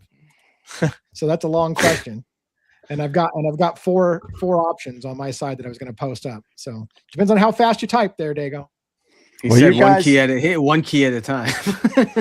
How about doing a poll of does Steve G give out Fed vibes? Because I've been saying that all along. Well, real quick, you said is Steve G's actions understandable because he wants truth, or what was the rest of it? I'm sorry. Yeah, is Steve G's actions understandable as a man who just wants the truth or controlling the narrative or controlled narrative? My options are he just wants the truth. Option 2, he's trying to control the narrative. Option 3, he's working with the feds. Or option 4, he's just insane.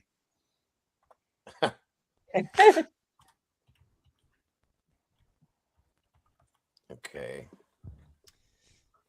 And you have now what's odd about that is it's not letting me have the option to start that poll. Does there? Oh, I got an answer that's too long. Hold on. You made too many. You made too many polls too. No, quick. I just Yeah. had too many- Cut me off. too many, I feel like your adrenaline is busting. Here goes. Are we ready? You want a couple more minutes there, Dago? I need. Hold on a second here. Oh, holy shit! It only gave me. Arriba. This gave DA a new toy. I'm like, oh, I'm poll master tonight. Like with this big of an audience, I'm curious. You to need see that, what yeah. fans You're in now our known audience. as you're now known as the The poll poll master. Amanda has to make a new picture now. It only lets me do 2 additional. You have to click on the link that says add more options, and you can change the yes and no by typing over yes and no. There they are. Okay, so I got. He wants the truth. He's controlling the narrative. He's out of his mind. Or he's working with the feds.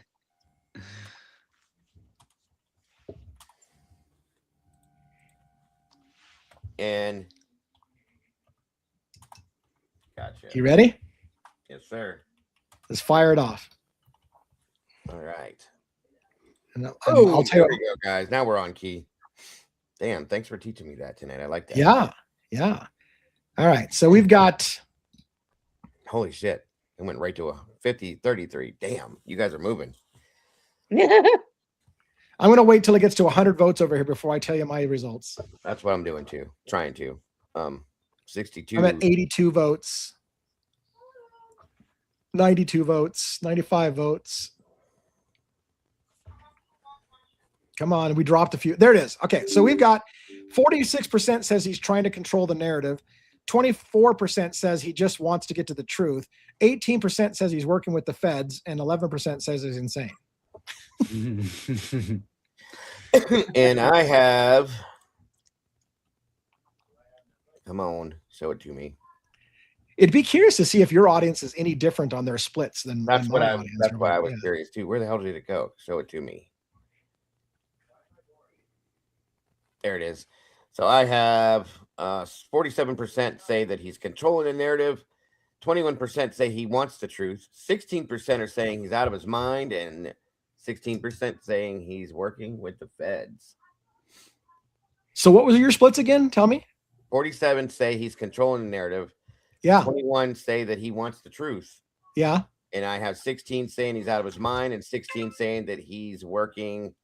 I swear we have the same audience. Like that's Pretty close. That's the Yeah, split Yeah, it's of pretty the- close. It Yeah. is. Yeah, pretty close. Absolutely. Can you ask DA's mods to unban me? Why the White Rabbit? Do we have? I don't have the I have- ban. I didn't know we did ban White And Rabbit. Yeah. if you and if you I use don't a even different remember, username, yeah. it could be that it's really hard to find out how who's Right. banned because it could be on a It- global. And by the way, we're pretty reluctant to ban people. So if you did Yeah. ban list, there might have been a reason, but Right. We don't ban easily. we don't ban people. That's you No. have to do something pretty extreme to get banned. So, all right. So what have we got? We've done. It's been poll night. It's been Yeah. kind of fun. We are spinning around on poles here tonight. So there you go. Yes. You mentioned so before. I know this has been brought up. Another thread to pull. So do you think that there were different people in place to watch different things going on? So for instance, like, do you like I saw the corner club, I know whatever reason, I don't know if they're afraid know of where like you're at. Yeah. people I think I know what you're redact or saying. whatever. Do you think Showalter was like his so-called job was to kind of keep an eye on Maddie and Kaylee? Like I just want to know what you It did Like very by well. law enforcement or by somebody? No, else? I don't know, but whether maybe not by law enforcement, but just It very well could have been for that night, specifically for that reason. Right. Yeah. And like I said, there was people supposedly at the grub truck watching them, people at the bar watching them. Maybe he was the one that was doing it at the grub truck. Maybe that's why he walked them there to begin with. Maybe there was a conversation at the corner club from somebody else saying, hey, you need to walk them and watch them and let us know everything's good, bad, whatever with them, so on and so forth. But that statement was made that they were being watched that entire night everywhere they went. So And then he's standing right there with Jonah Chapin too at the food truck, which is Right. And Jonah Chapin's there too, like you said when you brought that up. That's another person that was well, there. that's yeah. I mean that's all Mhm. from Tommy Jude. Tommy Jude is Right. the one that got all that info. So So again, if that's fact, then it's fact. You know, they were being yeah, watched. I have no problems believing that at this point for sure. I did cover that, Christine. I covered and Lee just covered it as well. We covered the Melissa Koberger article that was put out today. All right, I got another poll. Uh-oh. And oh my Get God. you ready. He's at it again. Do you like pancakes? Do you think Jack S, so that Jack S being Jack Showalter, do you think Jack S was asked to track Kaylee or Maddie? This is in relation to Jack Showalter following Kaylee and Maddie out of the corner club that night to the grub truck, and how he was following the girls, and people thought that it was suspicious. Do you think Jack S was asked to track or follow Kaylee or Maddie? And my options are yes for law enforcement, yes for Jack D, meaning Jack DeCour was asked him to do it, yes for a drug cartel because somebody was looking to pay back the girls that night, or no, he was just being protective and wanted to protect the girls on their walk to the grub truck as a nice guy. Those are my options. There's no nice guys in Moscow. Yes for Everybody's super nice. pretty much, yeah. Yes for Ellie, yes for Jack D, and what are the other options? Yes for a drug cartel, like he was following the girls on behalf of a drug cartel, or no, he's just being protective. And while you put that up, somebody said in the chat, the obvious question that's been asked a million times is why weren't the surviving roommates investigated more? And I've said this for a long, long time. It's very possible that they were given a narrative to tell, and their lies and all their inconsistencies were sanctioned. Yeah. In which case, I understand you could look at it like it's not their fault. Well, if right, then it's law enforcement or U of I's fault that they're getting attacked by all these people. Because when you lie to the public, you know the old saying, don't kill the messenger. Well, they're the messenger. They're telling the lies. So whether they were directed to tell lies or not, they still told lies. So maybe, in my opinion, they were given a narrative to tell, and so therefore they were the messenger. So it's everybody else's. It's the school's fault. It's law enforcement, the feds, whoever, that everybody was jumping on a surviving roommates because of their absolutely inconsistent and ridiculous stories that I'm getting more and more sure was basically given to them to tell. So do you have the question ready to go, Dago? Yeah, whatever you. Okay. I'm going to preface it real quick with some explanation, and then we'll hit start at the same time. So to clarify a little bit, for some reason, if nobody knows, here's where I'm going with this. Jack Showalter was at the corner club that night with Kaylee and Maddie. There was a statement that Jack Showalter said he didn't even know Kaylee. He'd never known Kaylee, even though he's on camera talking to Kaylee. He leaves the corner club with Kaylee and Maddie following behind, and a lot of people thought it was strange that he was following people behind. At some point, of course, you hear Maddie say, or actually you hear Kaylee say, Maddie, what did you tell Adam? She said everything. Some people have speculated that this weird behavior of Jack Showalter following the girls was because he was asked to follow them. He's somehow involved in this whole mystery about what was the mystery of why he's following the girls. So the question is, do you think Jack Showalter was asked to track Kaylee and Maddie? Yes, for law enforcement. Yes, for Jack DeCour, meaning Jack DeCour asked him to track his ex-girlfriend's movements and see where she was going that night to make sure she didn't hook up with someone, something like that. Yes, for a drug cartel, meaning that there was one of those girls was targeted for a hit, and maybe they were looking at that. Or yes, or no, he was just being protective. Do you have it, Dago? Are you ready? Yeah, I accidentally already hit go. I'm sorry. I go.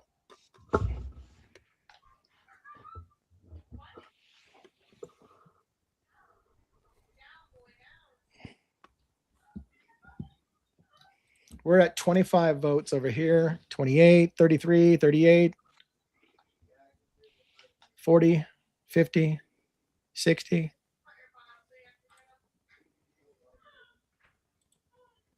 70. We're getting there to 100. I want to kind of wait till we get 100 for a good sample size. Yeah, that's what I'm 84. Pretty split. Yeah, it's very Yeah. split over here. Yeah. 90. We're almost to 100 over here. Come on. I don't know why mine's going so much. Well, you have more people over there, but hang on. Come on, guys. Hit that. Okay, we just reached 100. So here's where our split is. 30% is the top choice, just barely, that Jack DeCoeur asked Jack Showalter to follow the girls. 28% no, he's just being protective of the girls. He just followed on his own because he was making sure that they got safely to wherever they're going. About 24%. So it's almost a quarter saying, yeah, he was following them on behalf of a drug cartel because one of the girls was going to get targeted. And 18% actually came in with law enforcement wanted Jack Showalter or was involved with law enforcement and was following him for that reason. So kind of split almost quarter along the ways. And I have, again, do you think that Jack Showalter was asked to track Kaylee and Maddie? And I have yes for Jack D, yes for law enforcement. I'm sorry. 28% said yes for law enforcement. 28% said yes for Jack D. 14% said yes for cartel. And 30% said no, just being protected. We have the same fucking audience. Wow. Wow. Truly. I think he was either, if those particular questions, in my opinion, he was either trying to get a piece or he was doing it on behalf of law enforcement in conjunction with. Oh, I could have put that as an option if he was just trying to get lucky. I mean, that's what I thought all along. He's just a dude at a bar, and there's a girl who's now supposedly, or at least somewhat single, and she's in town for one night, and he's trying to get a piece, or could be he's following on behalf of, law enforcement. My understanding always was that Jake Schreiger, Maddie's boyfriend, had asked him to do that. That was something that was stated, but there again, he did spend a little bit of time that night with Kaylee talking to her alone. So that could be what Joe's saying, is that he knew she was single. He knew she was only there temporarily, and he wanted to get what he could get while he could. So, you know what I mean? Now, how about Dylan? This is another good poll for you, Lee. Oh, no. Do you think Dylan was she acting to watch over the house? Was she letting them know? Was she letting someone know? You think when people were arriving back home? Was Dylan involved in reporting when people were in and out of the house? Right. Give me a second. I got a poll that I'm poll fucking master, dude. Come on, hold on. All right, so I'll be right back. Get a drink real quick. Just let me know whenever you're ready, and I'll put it in or type it in, whatever the next one is. Now this question might have to be a multi-part question because there's just too many suspects. In a case like this, there's too many suspects. What the question is going to be is, who is your top suspect in the murders? Okay. So, and let me clarify this. I generally mean that you believe that person for sure did it, not necessarily where you think they did it alone. It's just that you're for sure that they were there as part of the murders, right? It doesn't mean that you think that, because it's too complicated to get into whether or not you think they did it alone or not. Okay, so who is your top suspect in the murders? First choice, Brian Koberger. The guy confessed to it, right? Second choice, Jack DeCoeur, the ex-boyfriend, right? A third choice, which is only probably popular for my audience, maybe, which is Brent Kopacka in any kind of shape or form, and Jack Showalter is the fourth choice. So I'll let you get those kind of queued up.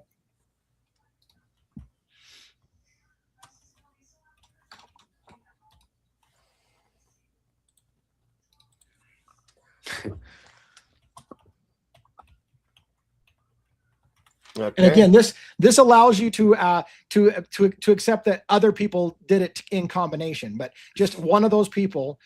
I need more choices. I need more choices. Your top suspect in the murders, Brian Koberger. Well, out of those four, who do you think could be? Okay, are you ready? Are you ready to fire it? Yep. Let's go. Bam. Fire in the hole.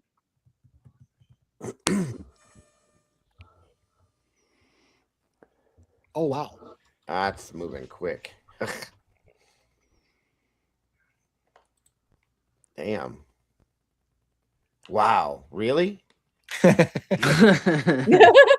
Holy shit, you guys. Oh, wait. I'm really curious to see what our split is on this one, Lee. Wow. I'm at 81, so I'm getting almost to 100 now. Come on, you guys. Hit that vote button. Either way, this is a huge split in some aspects. All right, I've got 100 Yeah, votes, this so I'll is- give you mine. Wow. Jack Showalter's Wow. leading on my side at 37%. I've got Jack DeCour in second place at 31%, Brent Kopacka at 30%, and I got Brian Koberger at 5%. Wait till you hear this. It's really man. going back and forth, though. It is. I'm gonna Wow, wait it's almost couple more minutes. completely even. One more Yeah. second here. Are you at 100 votes, Lee? Yeah, I'm at Yeah, 123. yeah, we passed. Yeah. Okay, and boom. Hold on here. Let's see what we got. Wow. All right, Jack DeCour, 60%. Holy shit. Right. Brent Kopacka, 21%. Jack Showalter, 19%. And Brian Koberger is a big old damn goose egg. Goose egg. Nice. Zero. But I have a question for everybody who voted in that Good poll. job, guys. Of those 4 people, who was the trained killer? I think we all know that one. we know that one. We know that. Yeah, right out Yep, of the gate. yep. That will give. I mean, he had a decent percentage in there too. So I just can't get Mhm. over Has- that. 0% Brian Koberger. You guys are damn. Oh, I just noticed that the YouTube is posting the summaries of our poll results when I end it in the chat. That's Yeah. cool. It's Yeah. pretty cool. Yeah, it always has. I did. Yeah, I'm not used to doing polls like this, so Oh, okay. See, I thought that with the way you were reading it, I was like, how's he doing this? But yeah, no, it makes sense now.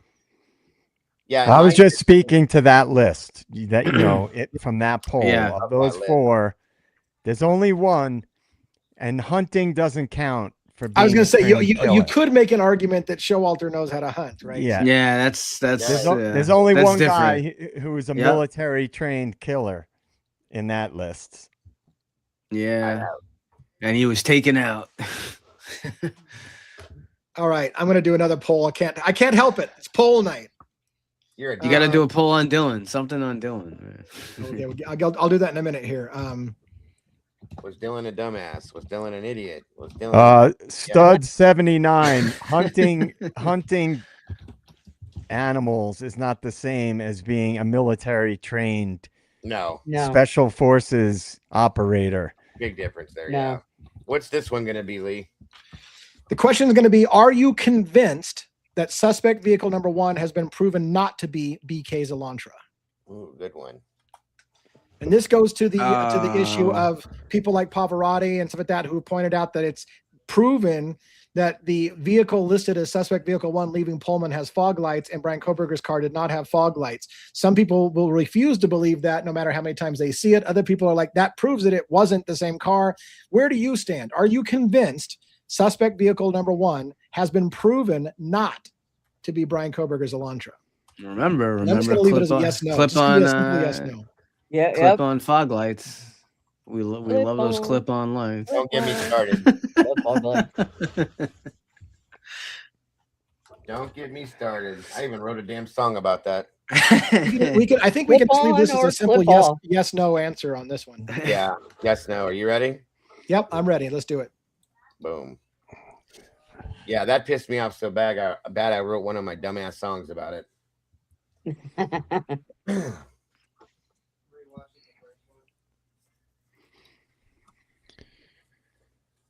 Oh wow, that moved quick.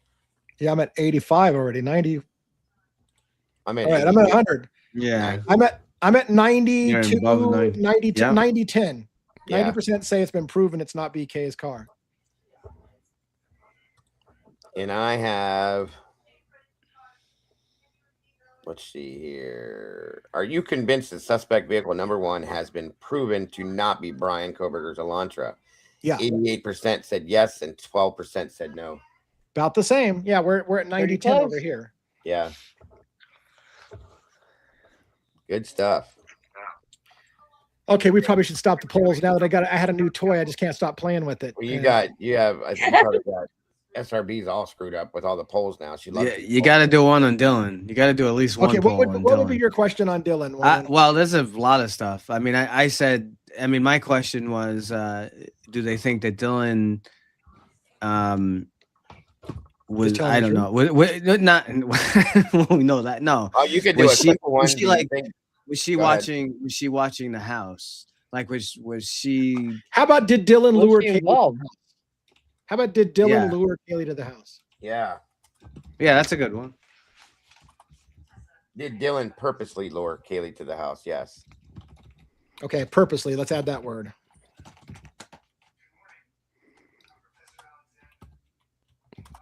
Now you got me all excited about these things.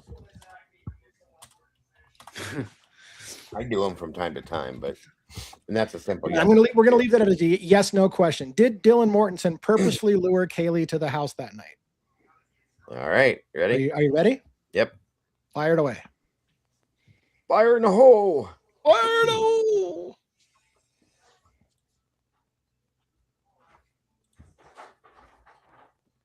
Oh shit. Okay. DA, you're on fire tonight, man.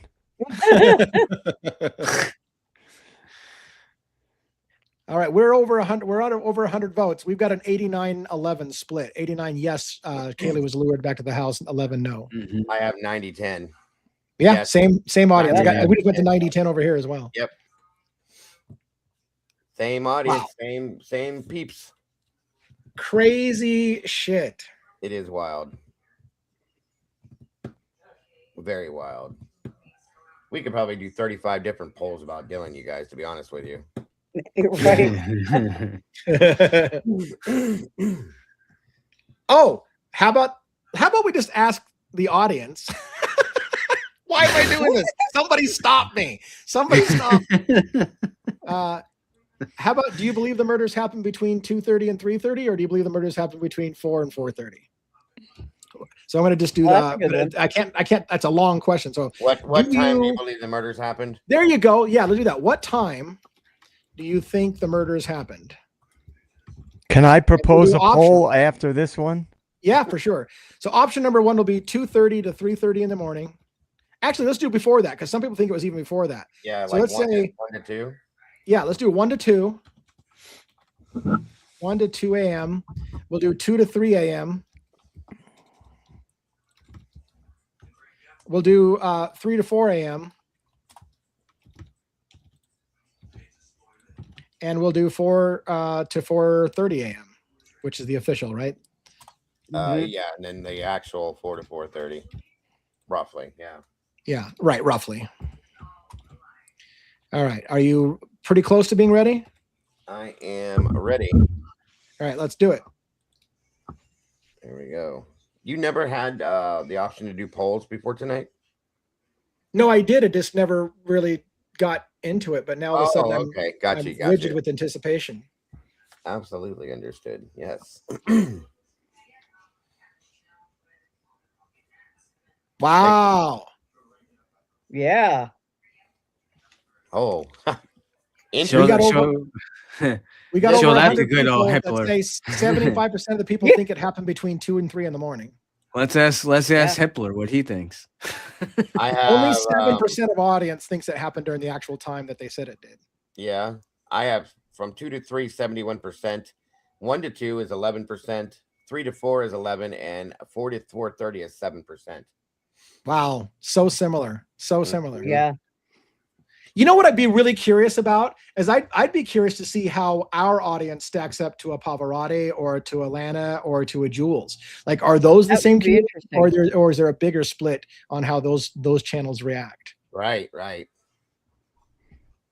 Oh shit! Good stuff.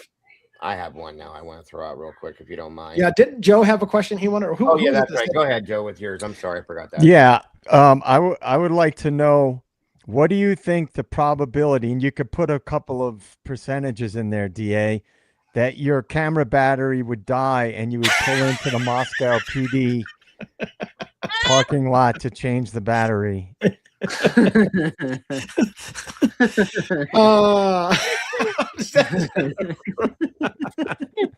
How do we write that one? I can't even take that question seriously. How do we write that? Right. I don't even know how to ask that. At You like gotta at like 11 o'clock or 10 or 11 o'clock at night. Well, they No, got not you. They anymore. got you. They got you on camera now. I'm like, Oh, th- I got this a is I the got a guy that great keeps sending us letters. I got a great question, Dago. Okay. The question's going to be, do you think Murphy was at the house during the murders? That's a good one.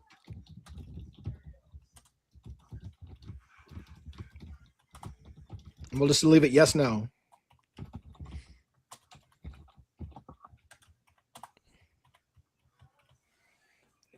I'm ready. All right, let's do it.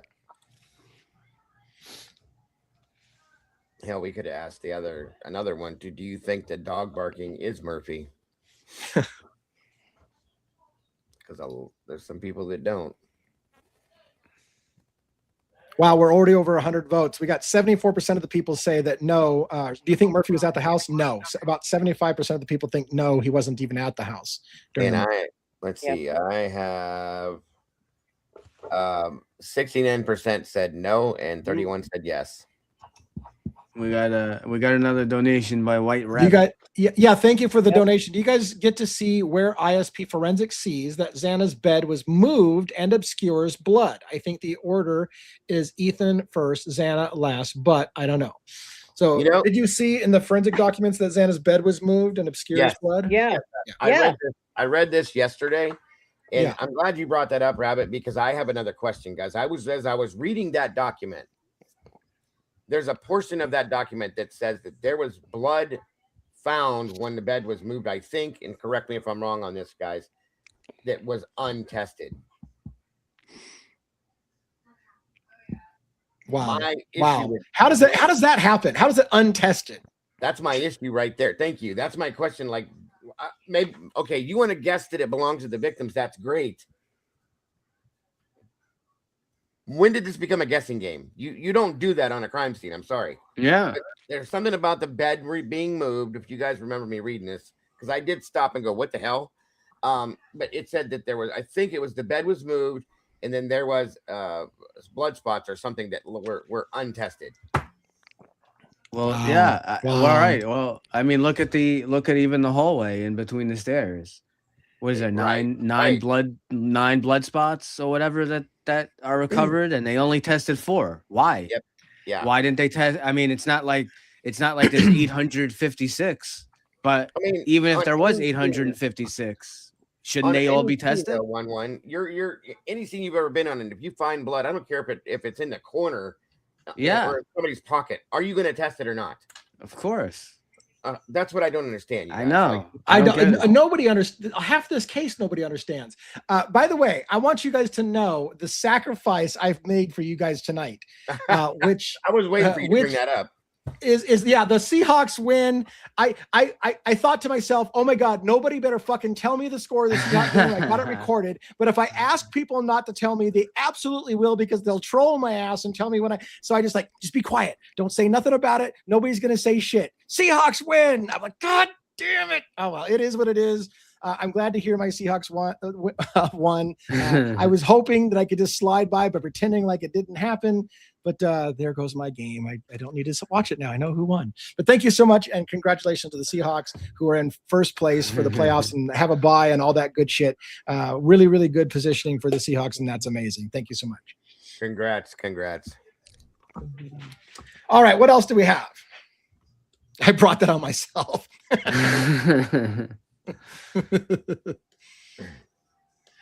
Any other? I mean, we've talked. Okay. We've talked all Idaho 4. Is there any Delphi stuff we want to talk about? Any other case? Or are we just good, closing on Idaho 4? Do we still? Yeah, if I can real quick. I'm sorry. I didn't mean to interrupt you. Before we step off that, I'm curious to know what everybody thinks about the big chunk of our conversation tonight. What your guys' thoughts are on what do you guys think, from what we discussed this evening about this relationship between the police department and the university and the options, you know what I mean? Yeah. We I've kind got of had a a poll on that earlier. Like, did you learn anything tonight? Did anything about this change your mind? And I can't remember what were the numbers. It was like a 30-30. Like, yeah, some people said it changed their mind. Some people were like, I'm not sure. I'm still thinking about it. So about 60% fell between the whole. Okay. It either changed my mind or I'm still thinking about it. And then there was a few people that were unchanged from what we've shown. No.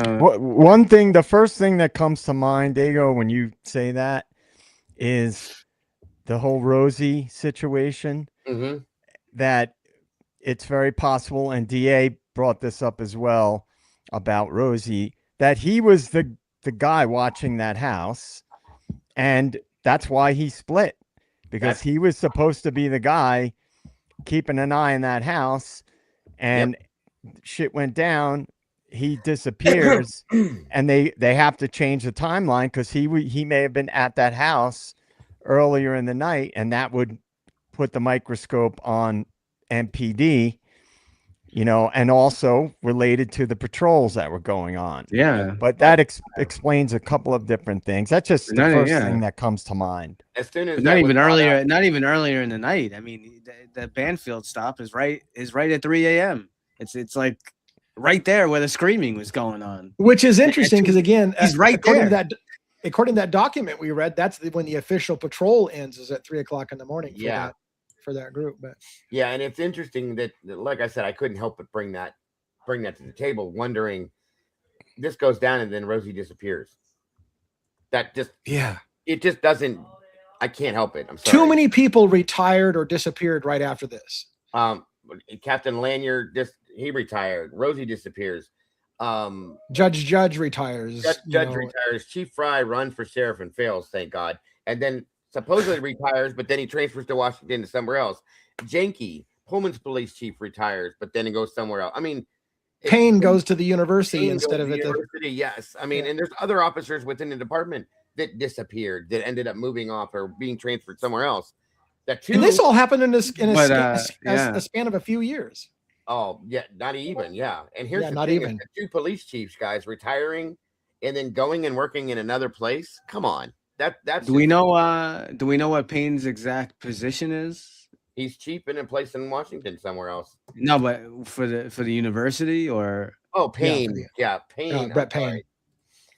Because the way someone said Payne moved to a non-security position, so not okay. Because I'd say like working for the university with the way this town or city seems to be set up, working for the university seems like higher on the totem pole than working at the police department. I heard a couple different options. I heard that he was running security for the campus now, and something else I can't remember, but it's some kind of he's in charge of something. I know that much. Mm-hmm. Yeah, Fry is in West Richland, which is near and dear to I grew up in the Tri-Cities, so West Richland that's like my hometown. Like I should go visit him. Yeah. Yeah, that's quite interesting that I'm gonna retire, run for sheriff. I failed, and now I'm gonna be a chief again. All right, there's a poll question I have to ask because it's one that now that I'm realizing it bugs me a lot. Here's the poll question: was a gun involved in the 1122 King murders? Yes or no? Was a gun involved in the 1122 King Road murders? You just want to leave that as a yes, no? Yeah. And that's a complicated question too. It is a complicated because it could be stun gun. Yeah, it could be stun gun. It could be beanbag gun. Any kind of gun. A gun can be involved too without being fired. Yeah, true. Yeah. So someone could. Right. So someone could have a gun at all. Yeah. A crime. You ready? Whenever you're ready, yep. I'm ready. All right, fire it off. This has actually been kind of fun with this tonight. Yeah.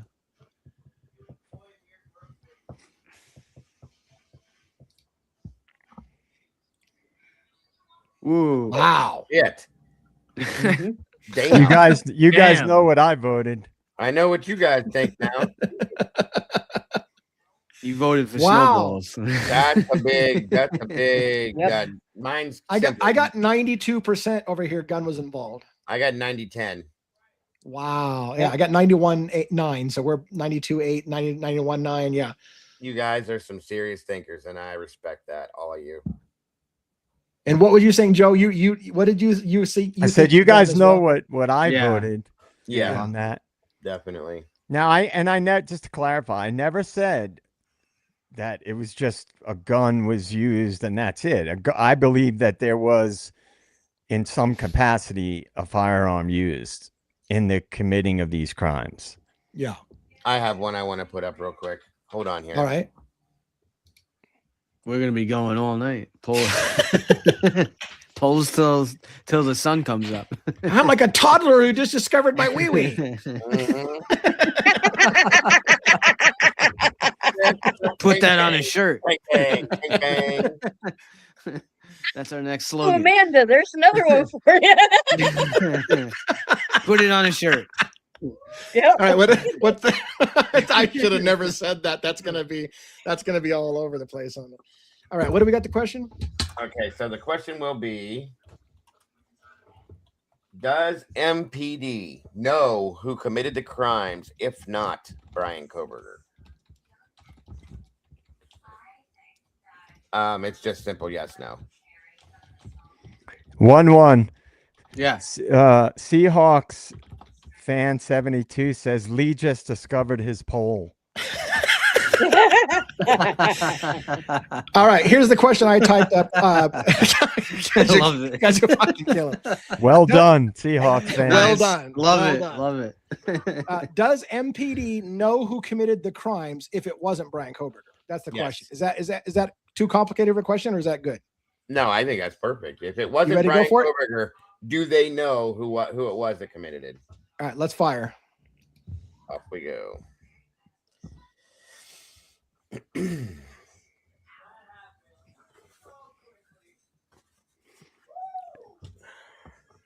They definitely know. They had Yeah, I know.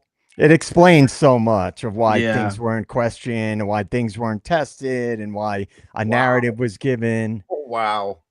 We're 93.7, 92.8, 93.7. Wow. I got 98.2. Wow, even better on your side. Wow. Yes. Good job, guys. Wow. Hey, I think that's a good place to wrap up. We've done a super big night of polls, and I think it was fun. I think it's a great way to end the evening. I was gonna go enjoy my Seahawk game, but I'll probably watch it anyways. I want to see how they look. I want to see how their final game looked going into the playoffs. So for those who don't know, of course, I'm a Mariner fan. I'm a Seahawk fan. I'm a local, all the Seattle teams fan, Kraken fan, all those things. So I'm glad to hear that. I knew the Seahawks were already going to the playoffs. Now I know that they've got the first place position. I think maybe in the entire NFL, but it's certainly on the NFC side. So it gives them a bye and all those things, and home field advantage to the playoffs. So super, super cool. All right, everybody. It'd be nice to see somebody different in the Super Bowl. I'll say that much for a change. Yeah. So let's go around the horn from 1-1, Robin, Joe, and Dago, and then I'll sign off. So 1-1, do you got anything to say on the way out? Thanks everyone for coming out. Make sure you subscribe. Both channels, Dago and to Devil's Advocates. We're having great discussions and this whatever you want to call it, teamwork, collaboration. It's we're loving this collaboration with Dago's group has been amazing. It really has. I only wish I had known about your channel, a long time ago prior, Yeah, I wish we would have done that sooner. But it's never too late. Right, never too late. So this is a great thing. And let's keep fighting for the truth. And thanks everyone for coming out. Excellent. Here. Thank you, Robin.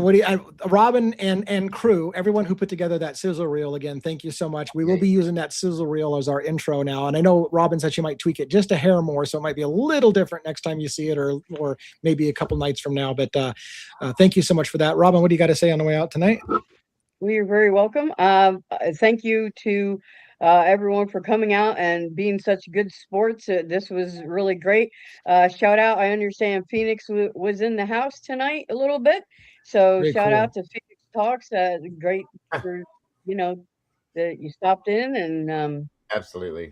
thanks for all the super chats and the gifts and everything else on both sides. It really helps. Your generosity is always appreciated, and yeah, make sure for our side tomorrow night. Lee takes Sundays off, but the rest of the crew will be around. Normal time, 6 p.m. Pacific Standard Time, and or no, 6 p.m. Pacific Standard, 9 p.m. Eastern, to hang out, and we'll have maybe some more polls, and who knows what else we're gonna do. So, Do I get to be the but poll thank master you for tomorrow? everything. Sure, Okay. sure, Dago. All right. You could be the pole master. You could Yeah, be you're gonna have to be, because I'm taking the night off and I'm playing cards or something. There you go. There you go. And I just had to say, jump in quick. Robin put a lot of work into tomorrow's show, so I hope Very everyone cool. comes out. Please do. JJ, what do you Thank got you. for the end of the night? Yeah, well, thank you to all you guys and to the den, first of all. And I think this document that we reviewed tonight connects a lot of dots, at least for me, things that I've felt strongly about. It does explain a lot of things. And I think, again, it's another thread to pull. Every time you find a legitimate thread to pull, if you follow it, it leads to something. And that's really what we're trying to do. We can't all, obviously, with a big panel and we're doing polls, we can't all give our detailed breakdown of each of our theories on here. Because I saw some people in the chat, they're like, oh, you guys are not thinking outside the box. If we make comments about specific little threads, that doesn't mean that that's the only thing that we are looking at. So it's important to realize that. And just somebody had asked about, they couldn't find State of the Deep. My YouTube channel is not up and running yet. I'm on Substack and I'm on X. And I was actually just working on stuff for the YouTube channel today. So hopefully that'll be up soon. I've been really busy, so it's been precluding me from getting on it and finishing everything. But thank you for asking. And again, thanks to everybody. Always a good time. Awesome. And Dago, you get to say, well, not quite the last word, because I'll probably close after you, but you can say your piece to your group and my group. And what do you got going for sign off?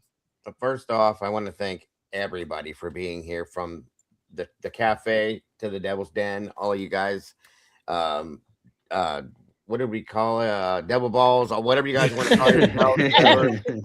I appreciate all you guys. Nice. Yeah, whatever it is. Meat I devils. really, really appreciate all you guys coming together like this. It's absolutely amazing. It means everything in the world to all of us, I can tell you right now. And I love seeing how all of you guys meld and mesh together. It's so amazing. I want to say that I absolutely adore every person up here on this panel with me at this point. I'm grateful that we've done this to a level I can't even explain. And I think this is just going to get better and better every time. So thank you all very much for being here and supporting all of us on both sides of the fence. And I appreciate everybody being respectful to each other. That's a big thing for me, because everybody has different opinions and thoughts and feelings, guys. And being respectful and treating each other as you would want to be treated yourself is very important to me. So thank you all for that. Again, I want to thank Lee, 1-1, Robin, and Joe for having me here again. It's an honor every time to be here, and I'm looking forward to the next time. And the rest of you guys know how much I absolutely adore you. I say this on my shows, and I hope it's not mine that I say it here, but don't forget to love yourselves and love each other, folks, and don't change a thing. You guys are the beautiful people. Thank you so much for that. And I want to say again, I think we found some magic in this panel format that we've got going. We've got diverse personalities that bring different things to the show. All of us are deep thinkers, critical thinkers. We lead good discussions and we ask good discussions. We have vibrant communities. I think this is a really, really special thing. So make sure you continue to follow and support this. We had a pretty record night. This was a huge night for us for viewership on both sides. And so it was very special. I'm glad that we got to spend this time together. Again, tomorrow night, they'll be going without me, but I think Dago might join. You're going to join them on the panel tomorrow night without me? As far as I know right now, yeah. Perfect. So Dago and crew and 1-1 and Robin, the 1-1 and Robin have organized the whole thing. So they'll be on top and they have a whole thing. And I just let them do their own thing. Like sometimes we have discussions like, are you guys turning this into a whole fucking thing that's not even my thing? But I try to just look away. I look away. Taking over. Let them do their thing. So thank you, everybody. Have a great night. We'll see you again. You'll see the group tomorrow night, and then you'll see me back on Monday night. I think actually Monday night I'm going to be going with Birdie Bombshells on my normal every other Monday thing. That's probably the plan. So I may not be back on my own show until Tuesday night. So anyways, thanks everybody for coming. Have a great one. Good night, everybody. Good night. Love to everybody. God bless. Thank you.